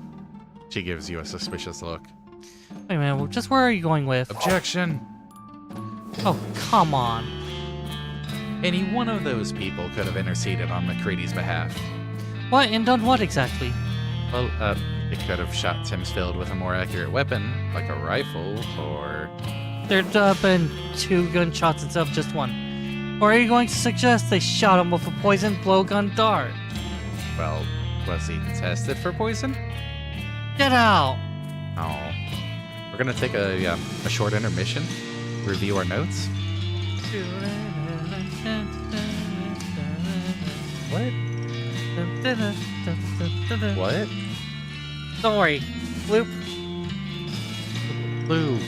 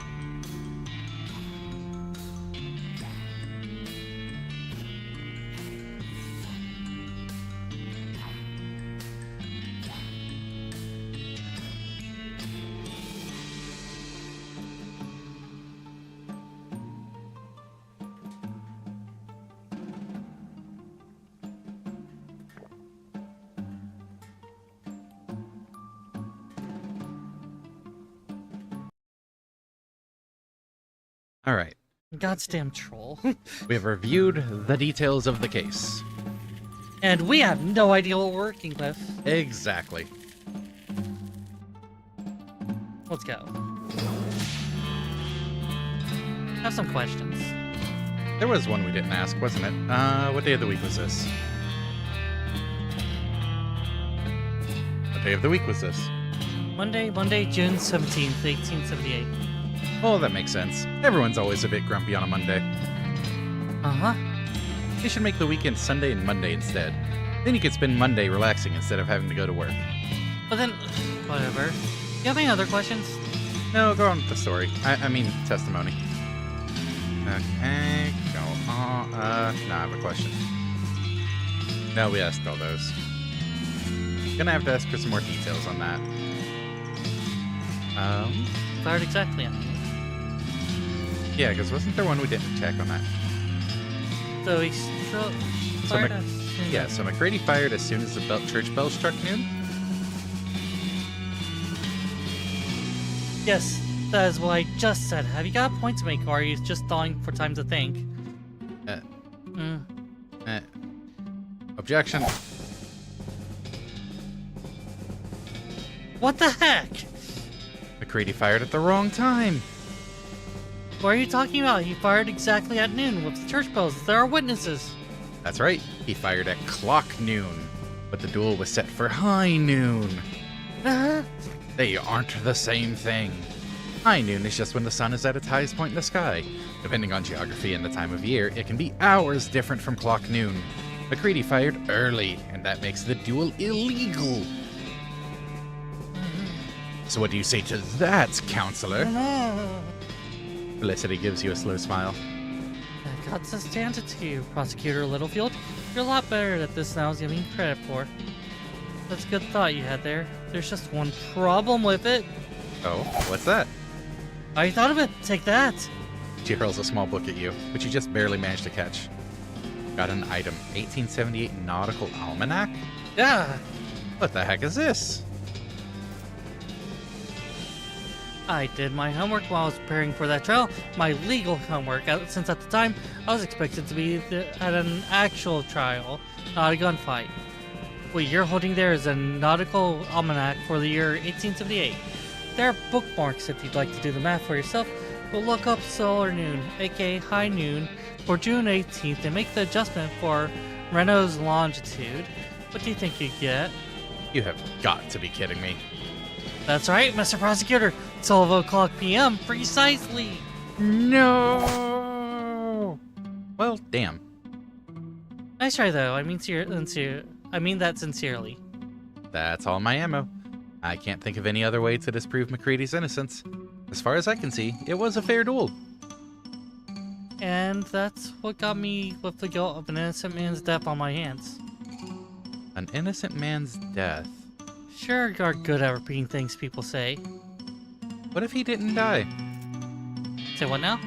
Well, you didn't actually see the execution, right? Well, I was indisposed, you might say, being dead and all. So you don't actually know whether or not it happened. Well, come on, look, I appreciate the effort, but you're barking at the moon. Let me ask you something. Alright, go ahead. Was the trial right after the duel? The 19th? Huh, no. I don't know what Renault's like now, but didn't have a proper courthouse then. And you can't try a murder charge in the sheriff's front parlor. McCready sat in jail for a couple of weeks and they transferred him to Frisco. With one thing and another, the trial didn't start until July 25th. Jeez, so much for the right to a speedy trial. The wheels grind slow. I have another question. Alright, go ahead. What can you tell me about McCready? So he was a gunfighter through and through. By that, I mean he was an adrenaline addict, and dueling was his needle of choice. Oh, if you told me... Sorry, Drake, I missed that. Good night. Night. Oh. Well, if you told me you had evidence that you had poker with a specific intent of baiting people and challenging them to the duels, I won't be the least bit surprised. He was a sly one. Her expression softens. She sighs. I made him sound like a real devil, but that's not fair. He was smart and charming, could have been a good man if he chose an entirely different life for himself. Anything else? Mm-hmm.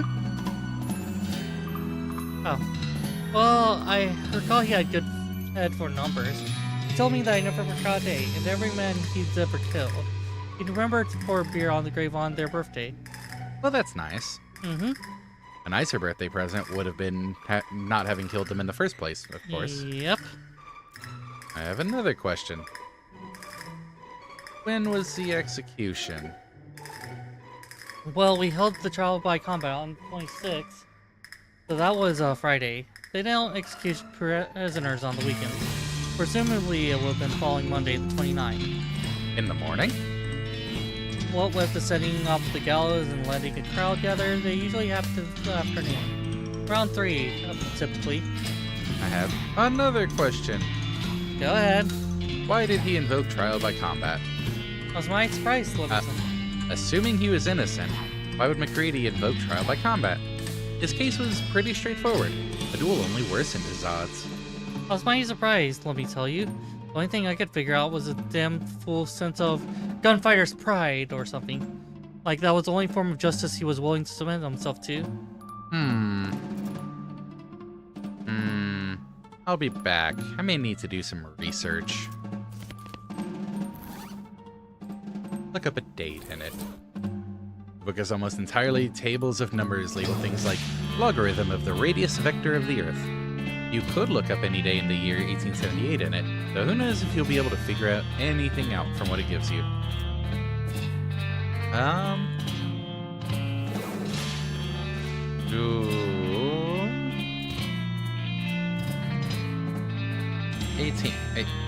18.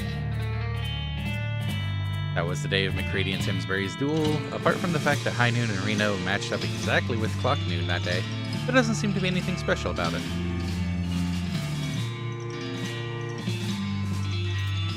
June 19. Let's see, on that day there was a moon, and it was somewhere between new and full.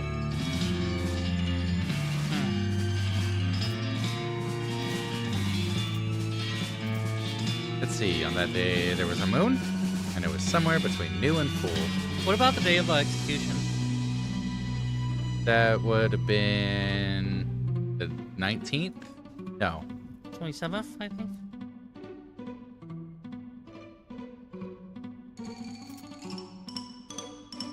Well, they had their duel on the 18th. The trial was on the 19th.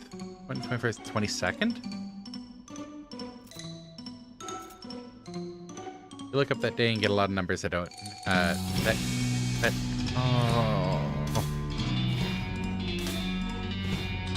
That don't meaning to you. That don't meaning anything to you. Especially terrible, isn't it?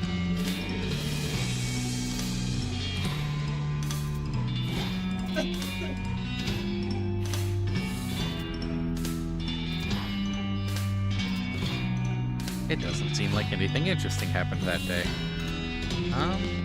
What was the day? Was the trial right after the duel? No.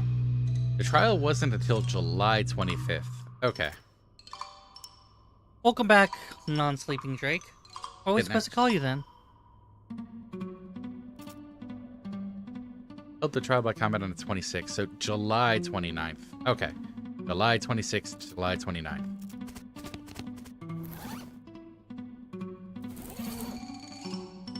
Glad we didn't miss you going to sleep.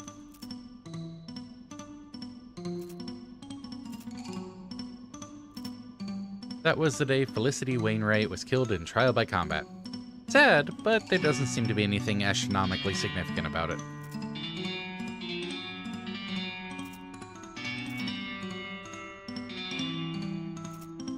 That was when McCready was going to be executed. Let's see. Wow, wait a minute. According to this, there was a total eclipse of the sun that day, centered right over the Western Territories and with its totality at 2:47 p.m. That's a hell of a thing.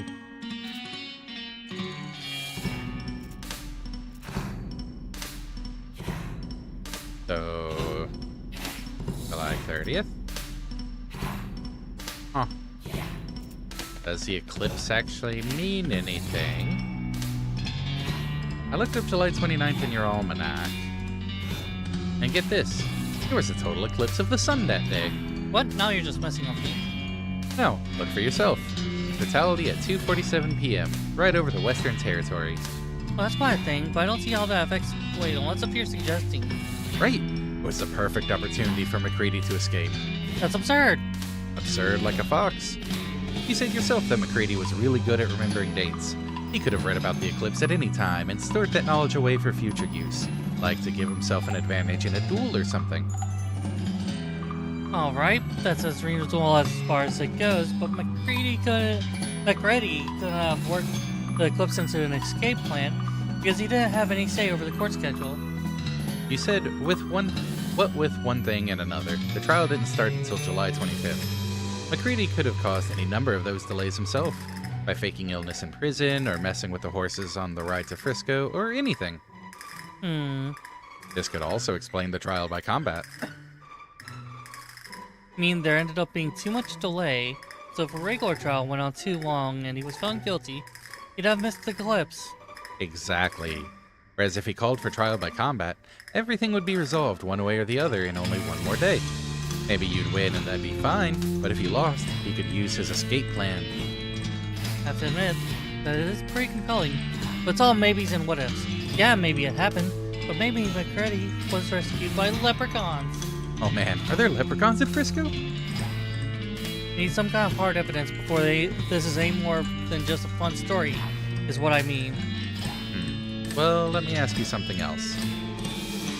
This is taking way too long, so I'm just gonna fight you. How can I find evidence of McCready's escape? Well, we don't know that an escape even happened. Wait, that was your line. True. Something like that would have been in the news for certain. Okay, I'll see what I can find. So now we need newspapers.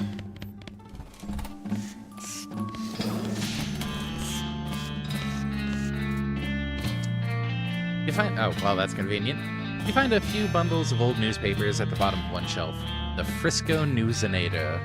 You start at the bottom of the stack and flip through them until you find the paper for the week of July 28th to August 3rd, 1878. The main feature has to do with the eclipse and various accidents and spectacles that occurred because most people weren't expecting it.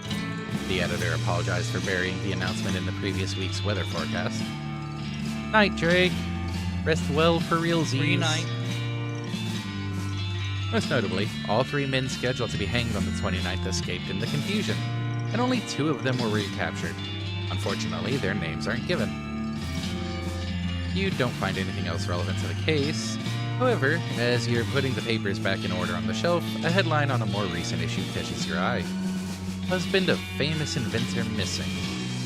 The article is light on information, but apparently Mrs. Gunn's husband Dan vanished on the road while traveling to Dirtwater on business about 6 years ago. Law enforcement suspected bandits, but no evidence was found. That's kinda grim.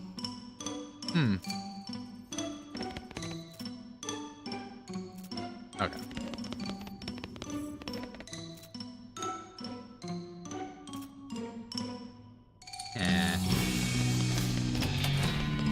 I wonder if that'll be enough. I have doubts. Hey, got a question for you. I found a newspaper article. The guy's Which one? scheduled to be executed the day of the eclipse escaped, and one of them was never caught. Which one? Well, Didn't say, did it? oh, damn it. The executed criminals aren't given gravestones with their names on them. So you can't just go looking around for Frisco Cemetery to find out. Listen, Calvin, I really appreciate what you're trying to do, but at this point you would have to actually find McCready himself to prove he wasn't executed due to my failure. Well, I guess that's what I'll do then. So then we find the Frisco Cemetery.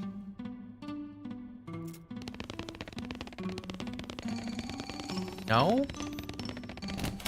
Oh. Literally just said executed people aren't given gravestones. That's exactly why we go for that cemetery. Also, how would we get to the Frisco Cemetery? We can look for it. How? Are we gonna wander around on the map? Yeah. Oh, that's He's got a problem.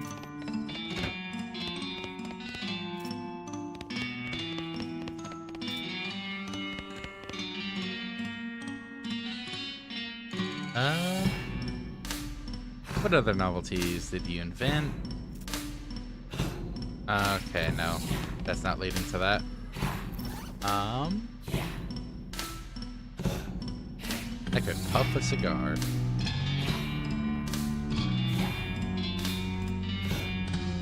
Wait a sec. What if you stuck this into one of those cigars you found? Yeah, what if that? You poke a hole in the tip of the cigar and insert the dynamite. Okay, now we talk to him. I think this is what you're looking for. That's an exploding cigar? Yep, sometimes a cigar is just a cigar, but not this time. What do you use for explosive? I found a really small firecracker. Just big enough to blow up the cigar without also blowing up someone's face. Also, without the, violent lead projectile. I don't know if that'll work. But you're a genius. Let's see me see it in action so I can finally rest. Light it up.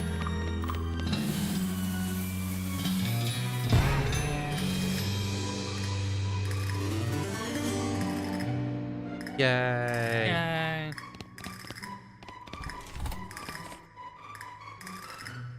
There is no poor soul in there, though. Now, what did I tell you? Leave that poor soul alone. Hello again, dear. Were you able to find me a new eye? Yes, kind of. How kind. Thank you very much. She takes the glass eye from you and puts it in, whereupon it falls through her and onto the floor. She tuts as she picks it up. Oh dear, it's a little too physical. Yeah, I wasn't certain that this would work. Don't worry, this is easily fixed. Do you have a hammer I can borrow? A hammer? Yes? I'll do nicely. Thank you. She takes the hammer, places the glass eye on her desk, and smashes it with a precise crack. Ah, perfect. She gives you back the hammer and plucks the ghost of the glass eye from the shattered fragments. After blowing the dust off of it, she tucks it into her eye socket. That fits much better. Nice adjustment on the portrait. Does it work? Well, now that I mention it, no, I can't actually see with it. It is the ghost of a glass eye, after all. Oh dear, this won't do at all. What a shame. You know, I don't really understand why your eye is still missing. What do you mean? Well, I always assume that when someone loses an arm or something, it just sticks around as an arm ghost. That's why people say they can feel it itching sometimes, because you've still got an arm there, but it's a ghost. It's even called phantom limb syndrome. So logically, if the rest of you becomes a ghost after that, it would hook right back up. But then where did my eye go? Maybe it got pushed back inside your head? The ghost thinks about this for a second, then shakes her head. No, that seems... Wait. What? I do think I felt something just then. She shakes her head again. My goodness gracious. Keep going. It's like one of those puzzles where you try to get the marble in the hole. She bends her head forward and continues shaking it. You can almost hear a faint rattling sound, and then a plop. She straightens back up, blinking with two eyes. You did it! Bobby, thank you so much, dear. I never would have thought of that. No problem. Have a nice time in heaven or wherever. The ghost gives you a friendly wave and fades out of sight. Well, that's that then. Now we could get in room 4. Yay! It's And empty, maybe though. room 1. You unbar the door. Guess that's why they call you Unkatie. Okay.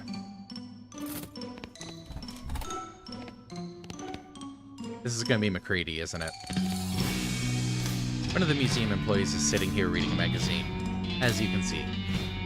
Congratulate him on his newfound freedom. Congratulations! I freed you! You're free! Huh, free from what? Well, from being locked in this room with nothing to do except read that magazine. Ah, so you freed me from having an excellent excuse for not doing my crappy job. Well, You freed me from the burden of relaxing in here instead of emptying trash cans and cleaning toilets or spittoons. Great. look, You're a real hero. I could just lock the door again? No, it's too late now. I'm free. Free as the wind blows. Free as my jaw blows. Thank you. You're welcome. He leaves, taking the chair with him. Yay, mirror. Yay, book. How to clean your heart the easy way. The magic of trusting love. That's a terrible book. The amazing power of trusting your children. I didn't think it would be topped by that. Love. Your money. Okay, now that everything's coming around. Hey, there's actually a useful book hidden among all this crap. Ooh, advanced cow punching. Well, I already have all the skills, but yay, experience. How to consider your mind with the purpose of other people. Love other people. Sensing your soul with source. The power of sensing your spouse. Bye. Get it away from me, get it away from me! No. No. Get it away from me! No. Hi. Get it away! No. No. No. Don't mind your money. Or money, your marriage. Let's get married. That sounds like a sequel. Your mind, your money. Your money, your marriage. How to grow your spouse in 10 easy steps. I don't want to know. How to believe in your true self with the magic of your teenager. Do you throw him out the window? How to consider love in 10 minutes a day. That's definitely throwing out the window.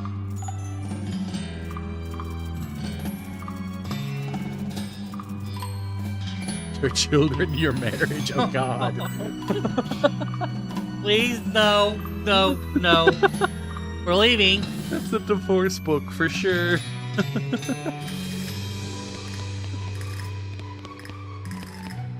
Hey, somebody left their wallet in the nightstand. Oh.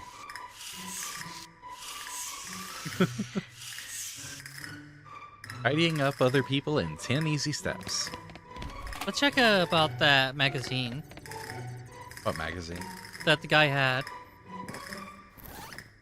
He probably had with them. Gonna say, we didn't get a magazine. What quest items do we have at this point? Geometry textbook, chili spices, tea service. Oh, we have a tea service. What the hell? Wait a You sec. need tea in it. True. Which you can use your tea leaves from the maze. Which your character wasn't able to grab up, if I remember right. Can we make tea somewhere?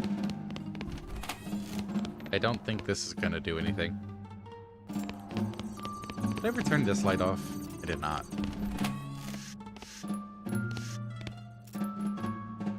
Throw in the spices. Better go find beans.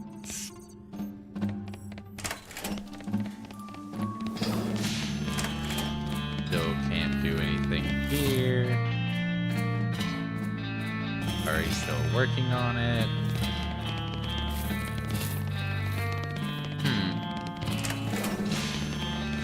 I mean, I could see if the tea set's enough for the little girl. Was that second or third? Third. Right side.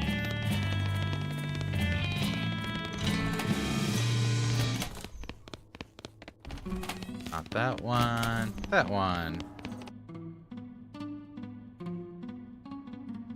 I've got a goblet full of blood.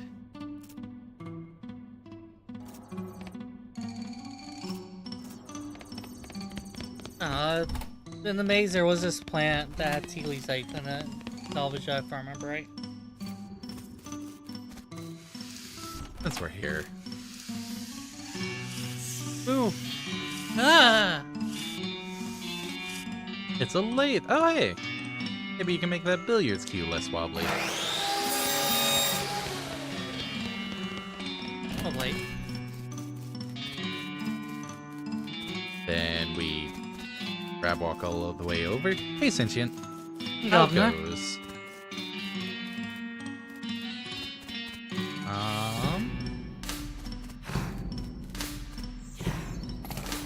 You pluck some leaves and drop them in the pot of your tea service. What did the description say? A pot's full of tea leaves. Now you need is some boiling water. Okay. Well, no. I know where to get boiling water.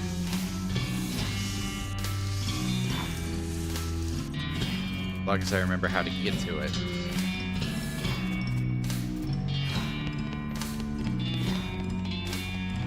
Not that way.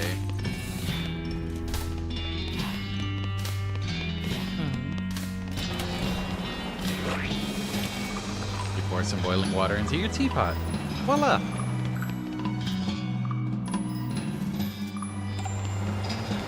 Alright, now we go back up the stairs and take the teapot to the ghost child. Yes. We found any sciencey stuff recently? I think so. Nope.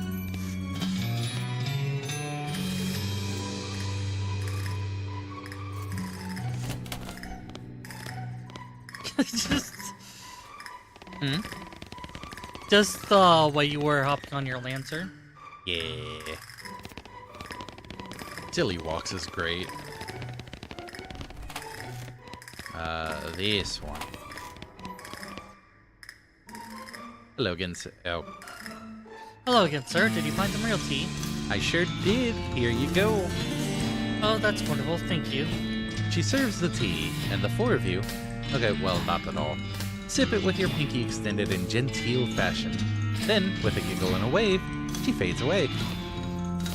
After having kicked your ass. Oh, thank God, I thought it would never be over. Look at me, I'm shaking like a leaf. Kind of a freaky situation, right? Having to deal with little kids freaked me out bad enough, but having to drink tea was horrifying. Anyway, thanks for the rescue. I need to get back to work. What do you do here? We're on the candy counter at the visitor center. Oh. Huh. But he hates dealing with little kids. Yes. But why the candy counter? Okay, 2 left on the first floor, 1 on the second, and 2 on the third.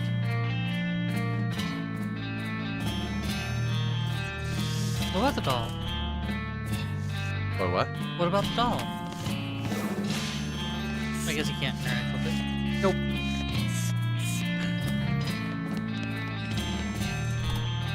Okay, who are the 2 left on the third? There's the billiards ghost. And the lawyer. Lawyer's second floor. Oh. Oh, we haven't gotten into Mrs. Gunn's room, actually. Hey there, how's it going? Challenge him to a game. Hey there, how's it going? Challenge him to a game. We need not words, but actions. Alright, I'll leave him to his balls. Good. I am in the mood to play with my ball. Hey there, how's it going? I ain't interested in chit chat, fella. Just billiards. Shut up. You pull out your cue, and the ghost nods and racks the balls. He proceeds to crush you. Something feels wrong, like your cue isn't connecting with the ball properly. The ghost shakes his head at you. You're totally new at this, ain't ya? Ya chalk your cue? Chalk? Can I borrow yours? Mine's ghost chalk. Wouldn't work. Dang it.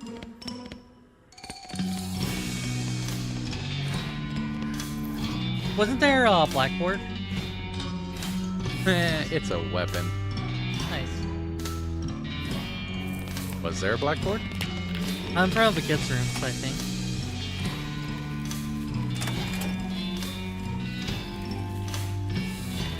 Oh right, because we wrote boo. Yeah. Wonder why you did that. Take the chalk. Ooh, blue chalk. And if you want to trick somebody into thinking a sidewalk is the sky.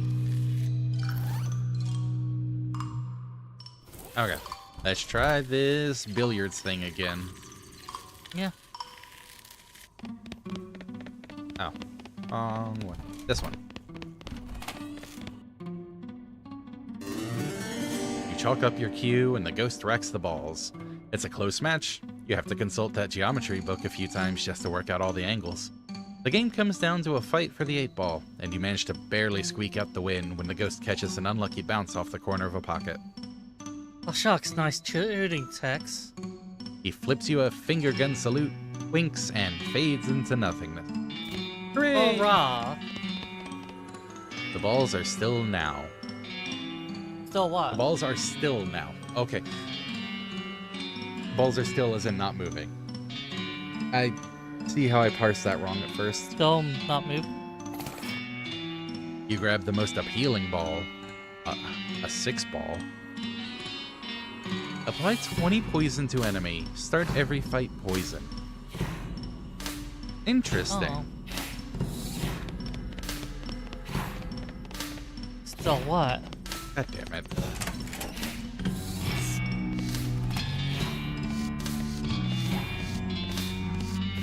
Nothing here. We've got 4 ghosts left. This gun. The lawyer.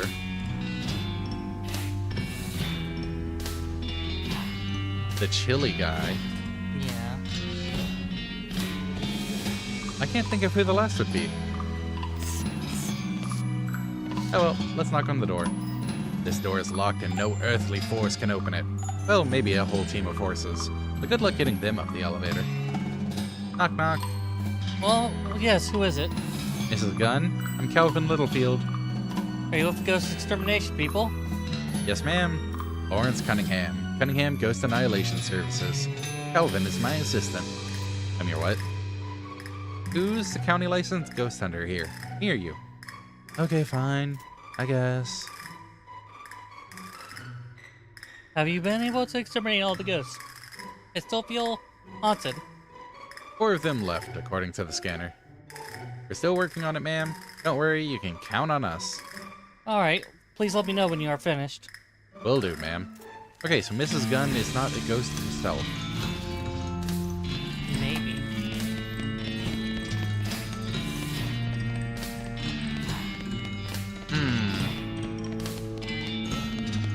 Not a ghost here. Is there another kids' room ghost that...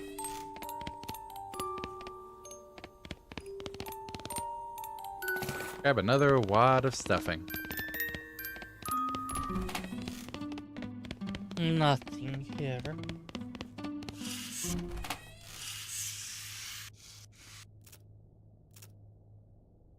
Well, you don't find any magical portals, darn. But you do find a diary. You flip through it, but there's nothing of particular interest except an entry about how the author was excited to leave for sleepaway camp the next day with her sisters. And how she was thankful to someone called Uncle Chet for getting the tickets, since it was gloomy around the manor ever since her father went missing. Aw.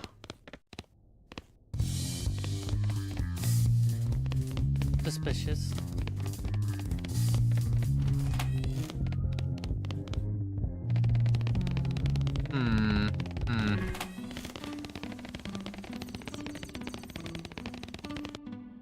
Turns out she was the ghost all along. Kitchen, dining room. Okay.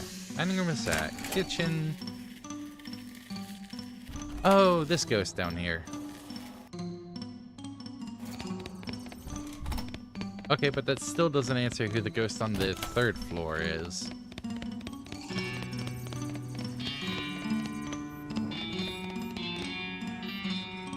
Cursor? There you are.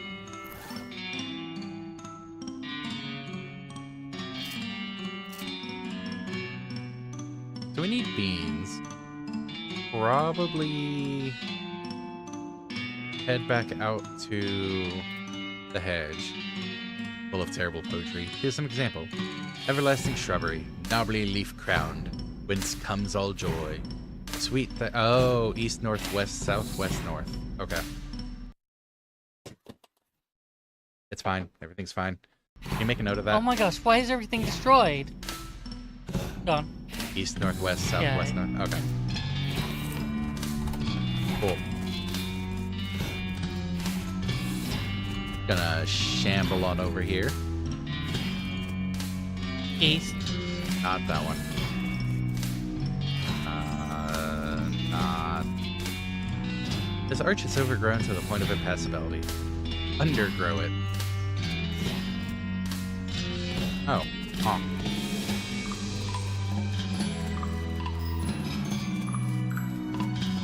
This one?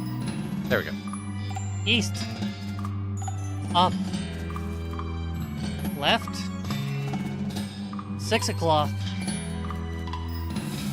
West. High. What? Up. Ah.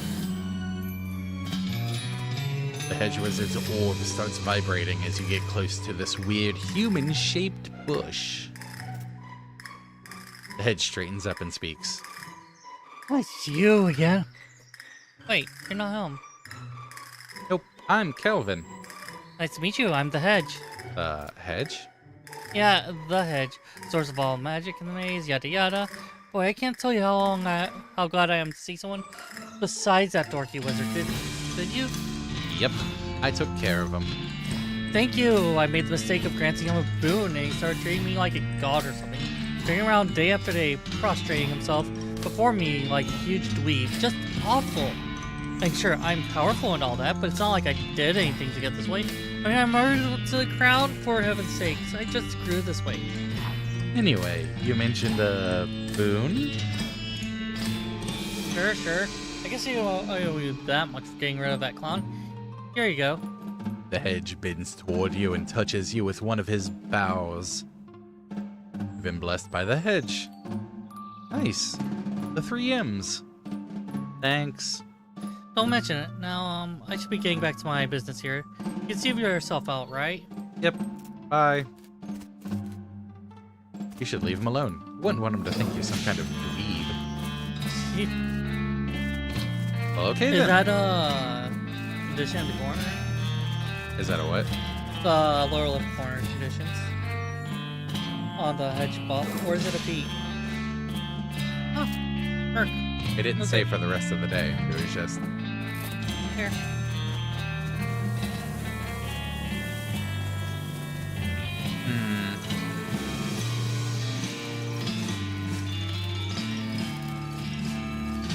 Hmm.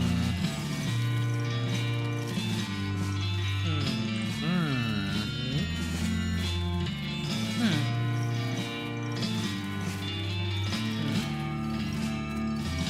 Weird, this bush seems to be full of pinto and kidney beans. Hey, these might make decent chili. Cool. You know, while we're out here... Visitor Center. Oh, it's you, my hero and savior. The guy from the bar cart is leaning heavily against a display of shot glasses with different names etched onto them. The sign on the display reads, Personalized Shot Glasses, 1100 meat. The guy picks up a bottle stashed behind the display and fills a shot glass labeled Cecil. Is that your name? Cecil? The guy squints at the shot glass. Sure. He knocks back the shot and tosses the glass over his shoulder before picking up and filling another one. No, it's Otis. Do some shopping. Huh. Mysticality and max AP. Moxie and speed. Hustle and max HP. And we can sell. Ooh. I'm sure there's some stuff we can actually sell off.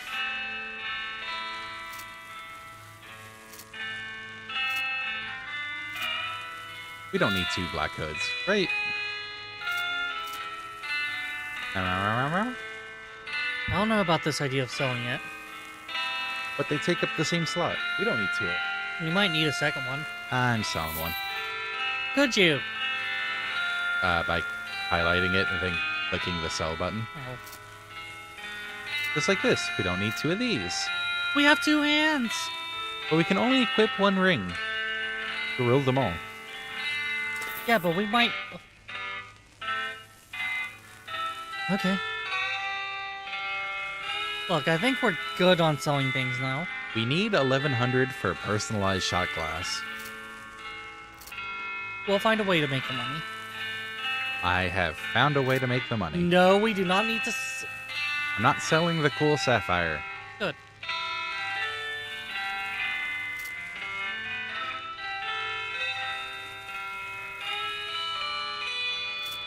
Huh. Like, unless it's a duplicate, though. Like, some of the stuff I just don't know when it might be useful. Oh, hey, we don't need 2 pistols. Well, 2 goblin pistols. Hmm.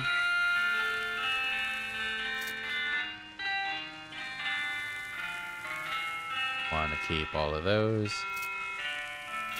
I don't know if we need a second hammer.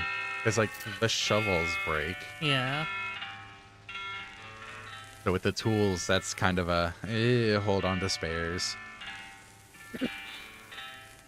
Oh, we can sell these easily. Yeah.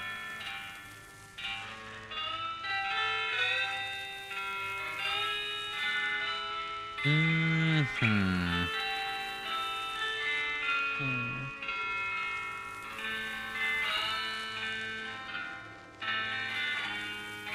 How many things to sell are there? I mean, you see this entire list?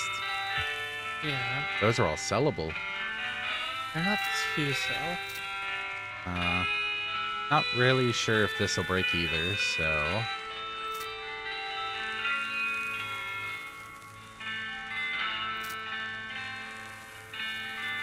I wonder if we can sell this now since the librarian's gone.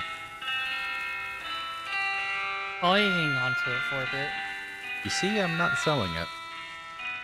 Yeah, I'm giving you my assessment. Oh.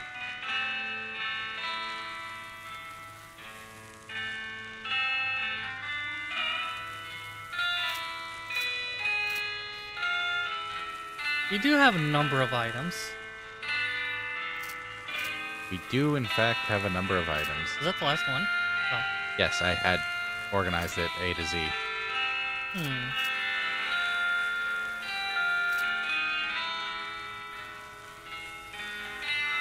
And, like, even though some of the stuff might say just sell it, we've turned some of that in. Yeah.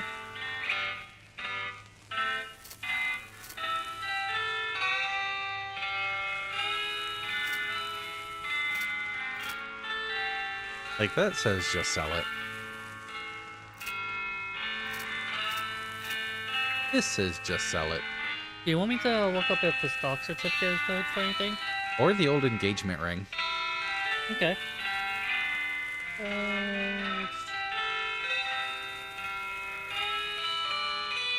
Because I think otherwise we need to kind of go on a bowling ball killing spree. With some meat. That sounds it's weird. just there's no information on anything to do with it. For both of them.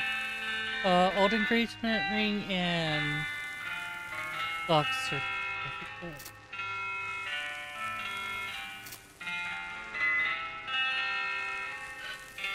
Hmm. Oh, interesting. What's up? They're randomized items, but yes, So it's just sell 'em? sellable. Cool. And now we have enough meat. Buy a shot glass. You give the guy 1100 meat and fish around the display until you find one with your name on it. Nice. You got an item. Personalized gunman shot glass. Gain XP when you drink booze. Oh, Nice. you already bought one, and it doesn't seem worthwhile to stick around here and chat with this guy. Okay. No thanks. Hello again. Oh, it's you. Hey. They let you smoke in here? Let's say they haven't successfully stopped me. Why sneak off to the carriage house to smoke if you can do it in here while you're working? Well, I'll give you a hint. I don't like working. Can you validate my parking? Didn't you say you got here in a gift carriage? That's right. Those don't actually take up space, so it doesn't count as park. Oh, never mind then. Alright. And nothing else to do in here. Right?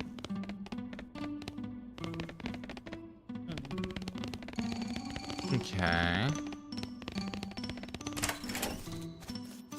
And we have the beans and the chili spices. Alright, let's take care of that. Throw in the spices. This little pile of chili beans you found earlier will do the trick. Toss them in. This mixture of spices and beans is bubbling merrily. Now for the final ingredient.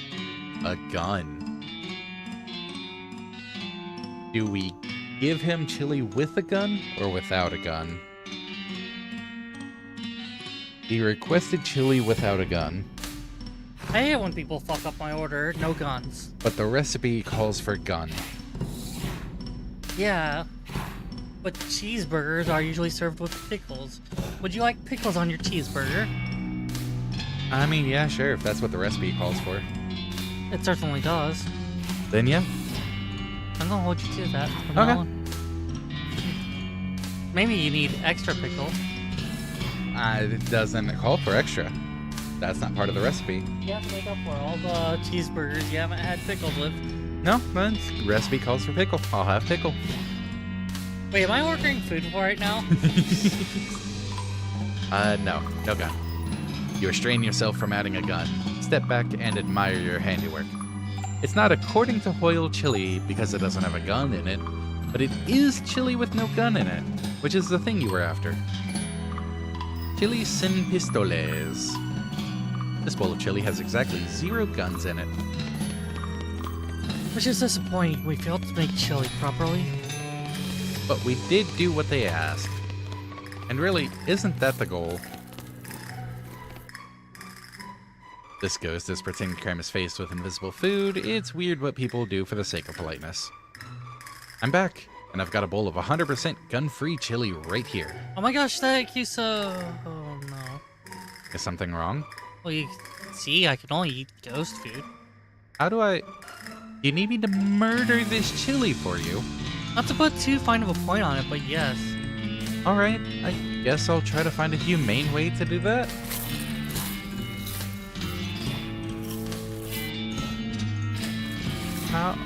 How do you murder chili? There might be something in the kitchen for it.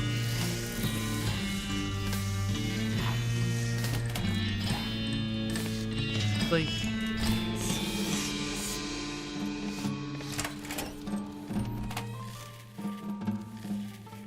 No?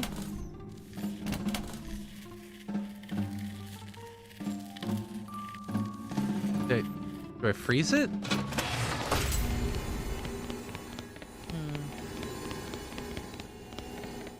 Is there anything you could do in your inventory for it? Like, what if you click on it? Okay.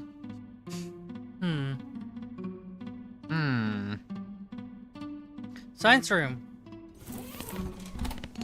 The one downstairs? In the cellar, please. Yeah, downstairs. Yeah. Downstairs.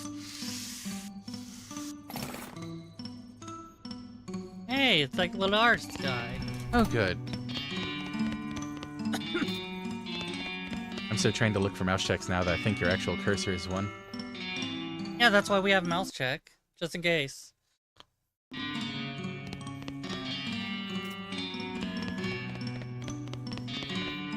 I mean, that was the original purpose of the mouse check. Bruh. Getting double teamed here. I mean... Yeah. So does he do a mouse check? Does he do a mouse check to add the mouse or to remove that mouse?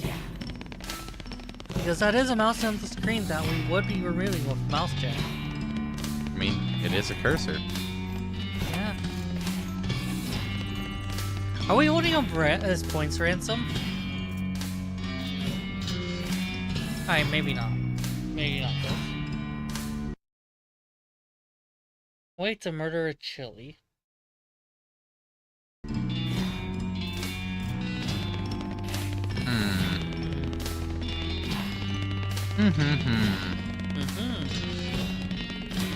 Yeah, the original purpose of the mouse check was we would be leaving the cursor on screen a lot for games where we were playing with controller on PC. It was like, hey, mouse check, get the cursor off there. This game could be basically played all the time with keyboard. But then Do we need a mouse? But then we started being silly with it.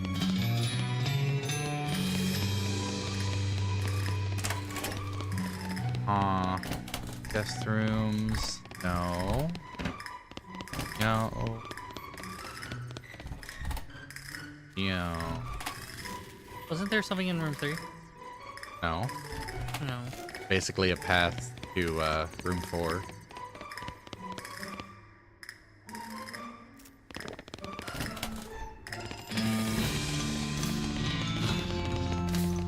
Oh, talk to this guy.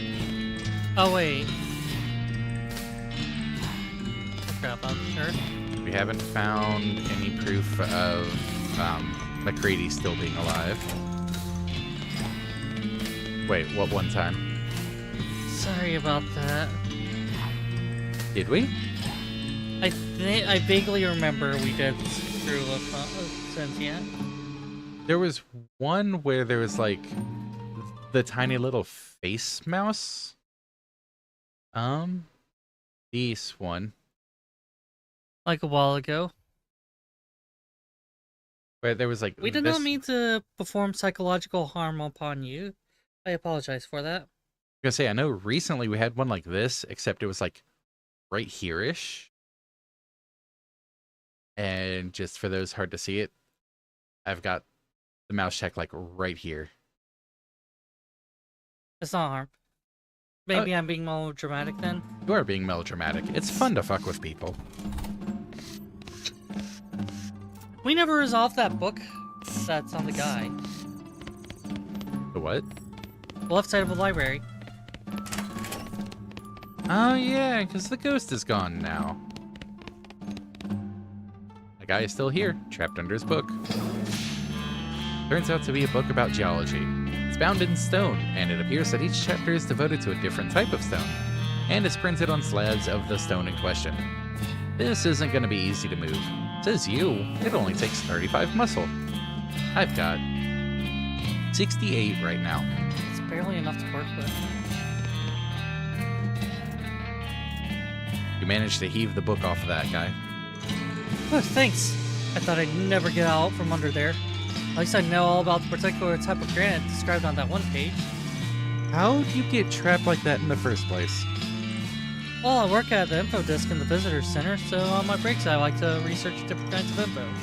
You know, just in case anyone asks. I guess you never know when someone might ask you about rocks. Exactly! Man, I'm like getting back. Thanks again. Feel free to stop by my counter if you have any questions. Sure thing. I keep forgetting it's not just gonna give a random, nope, you found nothing.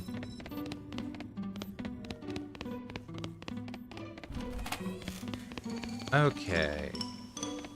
Goes what, next floor up? Oh, that's Mrs. Gunn.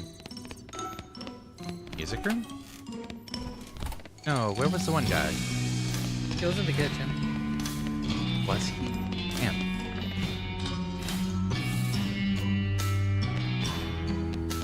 Right, because of the pantry. Or the larder. The lardess.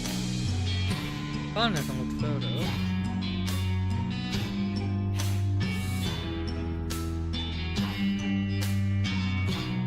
Oh, so you have returned. Have you recovered the photograph I require?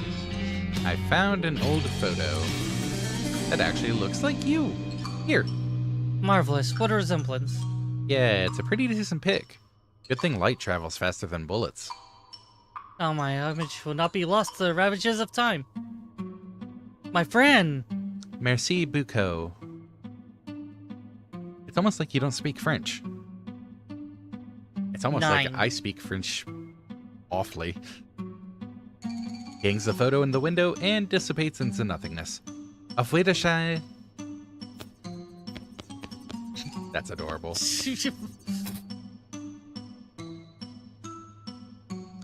Alright, Haymaker. 3-round stun. Surprised you don't know that one after crosscode. It's almost... Fair enough. Well, wait. It's almost like she doesn't speak French. I still don't know how to pronounce that character's name.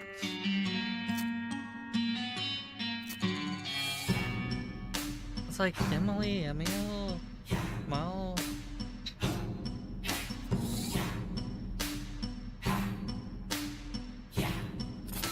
We need There to we play some more of that game. Had a good time. Alright, so how many ghosts do we have left at this point? 3 ghosts left on the premises. 1 on the first, 1 on the second, 1 on the third. Oh, like Emily. I think. Yes, Oh, okay. most likely. Alright. But it is time for us to end. We have done a lot of ghost hunting. Are we becoming ghosts? I mean, that can be arranged. We have like, well, 2 ghost altars? Yeah, about 2. We can make more. Do you really want more ghost altars? No, put that down. I can make you vanish pretty quickly. No, don't you dare.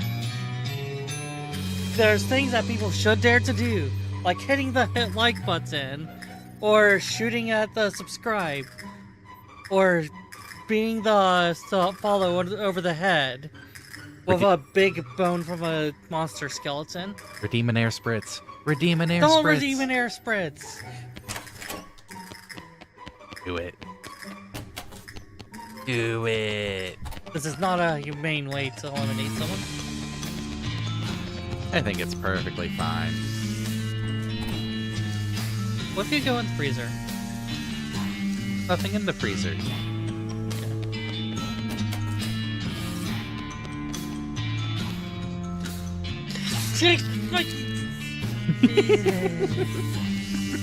Looks like there was an option on the right side. Looks like there's what? Oh. Smother the chili with a pillow? Yes. Huh. Okay, well, I was about to leave, but... We've got to take care of that. What's the description on the item at this point?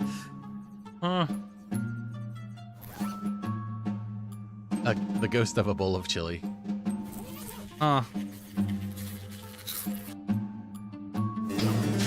Okay, I've euthanized your chili. Here you go. You hand the ghost the ghostly bowl of chili, and he immediately gobbles it up. With a long, finally satisfied sigh, he dissipates. Thank you so much for dealing with that ghost. I'm exhausted. What were you even doing? You keep demanding ghost food, and I don't really know how to cook except for like nachos and popcorn. Just the regular kind, not ghost nachos or ghost popcorn. He was really insistent, so I figured ghost food is probably invisible, right? So I pretended to and gave him empty plates. Guess it worked, even though that doesn't really make any sense. Aw. Thanks again. I work at the snack bar at the visitor center, so I'll see you around there. Okay, see you later, everybody. We'll be back on Wednesday. See you around, everyone. Bye.